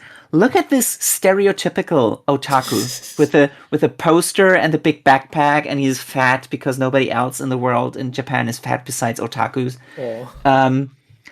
How do you get the idea that this classical music child would have an otaku? That kind of otaku. This is the kind of otaku who would go to a handshake event and shake your hand with cum on his hands. Oh no! And so the assumption that this kind of guy would come to a child prodigy, this is really like not just out of place. This is ridiculous. Yeah. And then next page. I think this is the last one that I wanted to highlight. Yeah, this is the last one that I wanted to highlight. This is a double page. This is Lucky's training montage, and you see him in the first panel playing. You see him sitting at the piano. And then there's three panels of the piano. Yeah. What the fuck is this? What? Like, these are just different angles of the same 3D model. Yeah. He didn't even draw it. He just took a picture in Clip Studio Paint. And normally, if you say this is a training montage, you would see his fingers. You're right. You would see him from different angles sitting at the keyboard, at the keys from the piano. Yeah.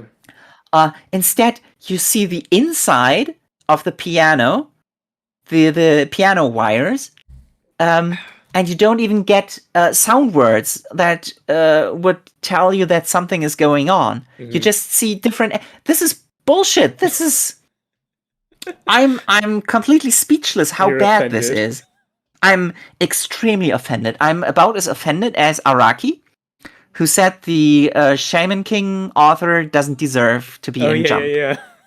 You remember that? I do remember that, yeah. Because of using a blank page to signify Yeah, something very amazing happened.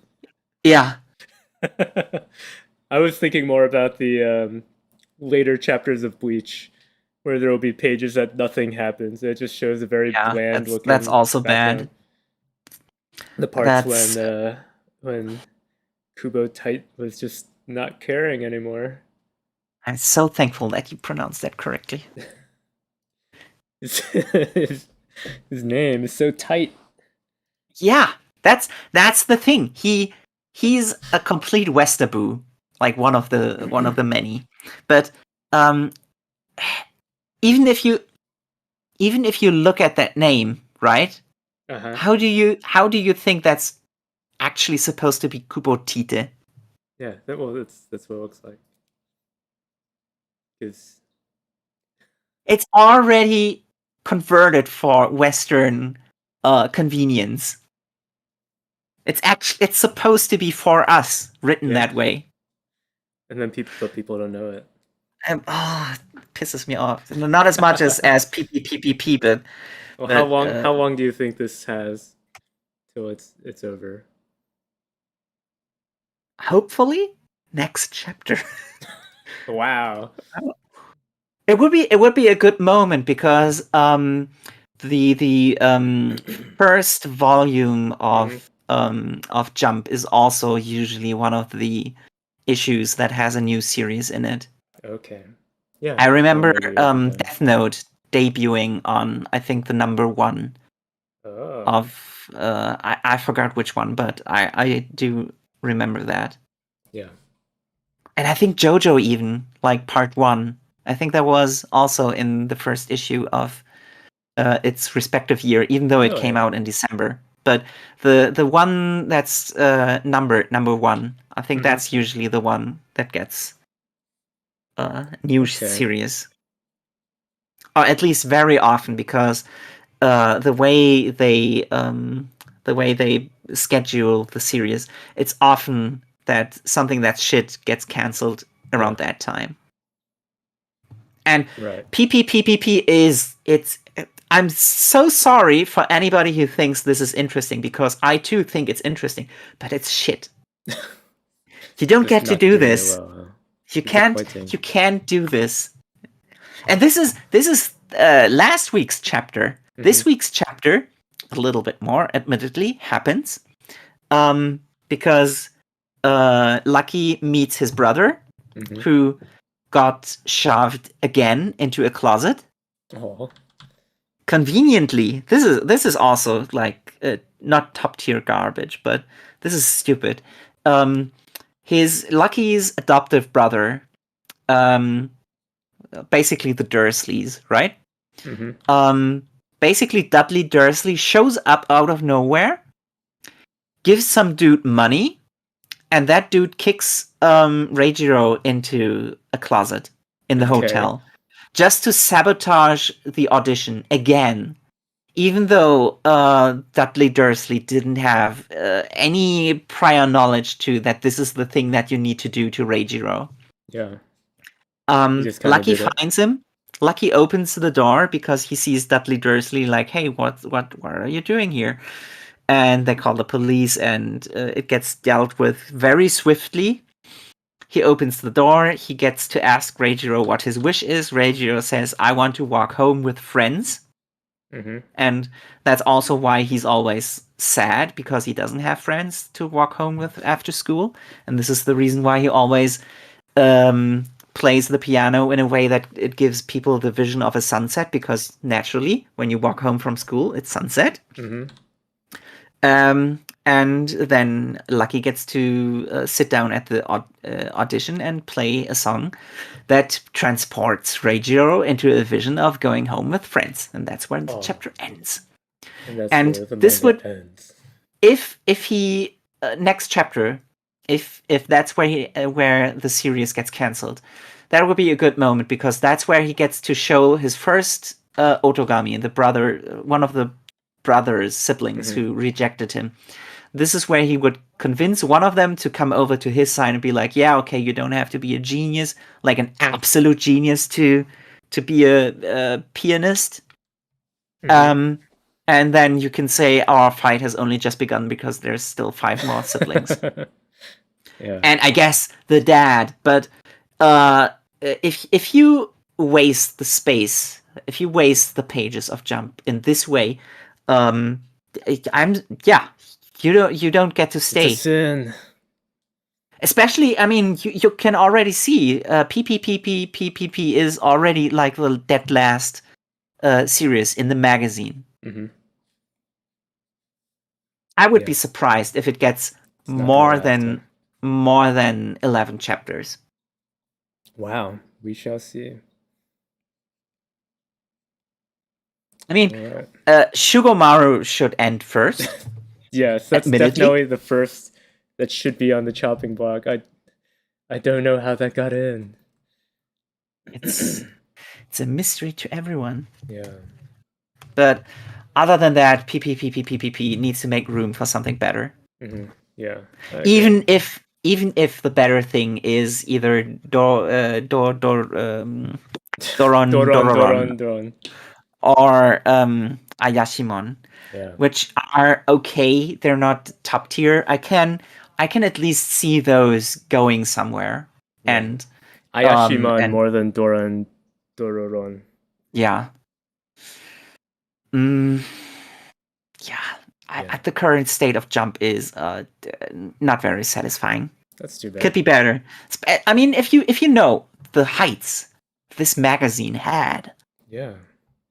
Think back to Jotaro versus Dio happening at the same time as the Cell games. Every week you bring this up. I have to say this all of the time because it's so. Or imagine Naruto versus Gaara in the first Chunin exam happening at the same time as Luffy fighting Crocodile. Yeah. Which is kind of ironic because both have sand powers, and I don't know how that works. But it did happen, and it's kind of weird. Maybe that's something that Bakuman alluded to, that sometimes happens. Like sometimes when the authors are battling against each other for popularity, they include something that's supposed to steal votes from each other. Really? But then also, don't you remember that? No. Makes sense though. But yeah, it kind of makes sense. But also, why would you do that in the same magazine? And like, why would the editors allow it? Is more of the thing. In this case, it probably is just a coincidence, but it's a really weird coincidence, and it's almost as weird as A Bug's Life and Ants coming out at the same time. Yes. Which was intentional. And that sort of thing keeps happening too. Yeah.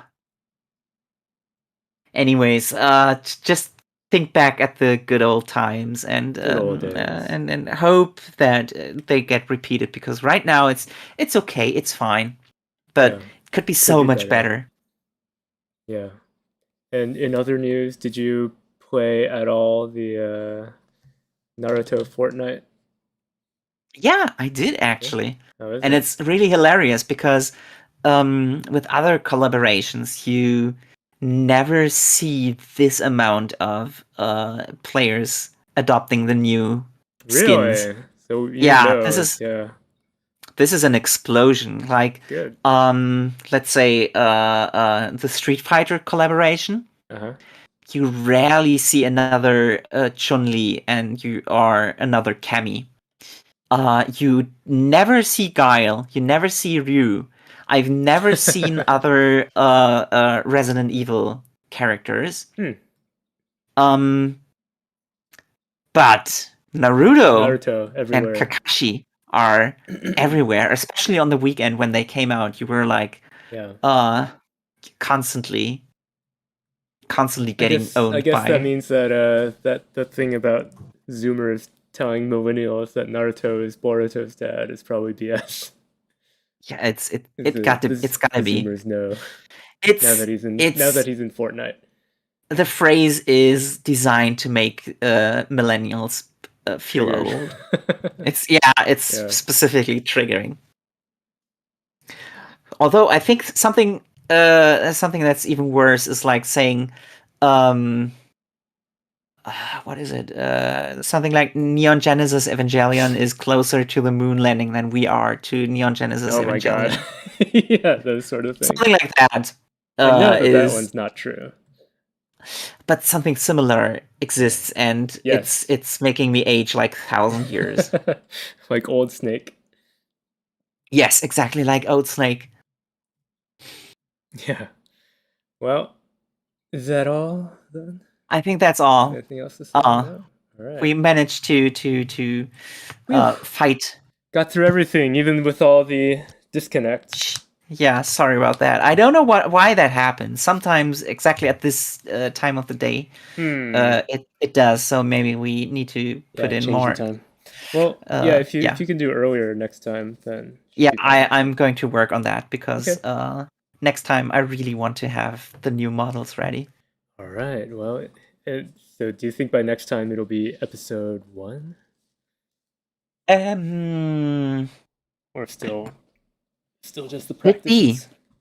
Could be, but first we got to see how the new models look, because next time, if everything works according to plan, we will have different states to switch between. Ooh. So that's going to open a whole another can of worms of technical issues that might happen. Okay, the next week is going to be episode 0.3, the testing, or we could say we're moving into beta from alpha, right? Yeah. It's going somewhere. Also, I like, not to brag about my cool rate drops, but I have quite a sum of money left from the bosses that I defeated. Well, helped to defeat, and I'm moving much closer to getting a good machine. And once that happens, it's over for you guys. All right. I'm gonna drop the weighted wristbands, and they're going to fall to the ground with a loud thud. And then I'm going to pop the Choji pill. Oh no! And then I'm going to activate the Sharingan, and then I'm going to say, "Sorry, Master, I have to go all out just this once." Nothing personal, kiddo. Yeah. Until next time. Anyways, yeah. See you next time.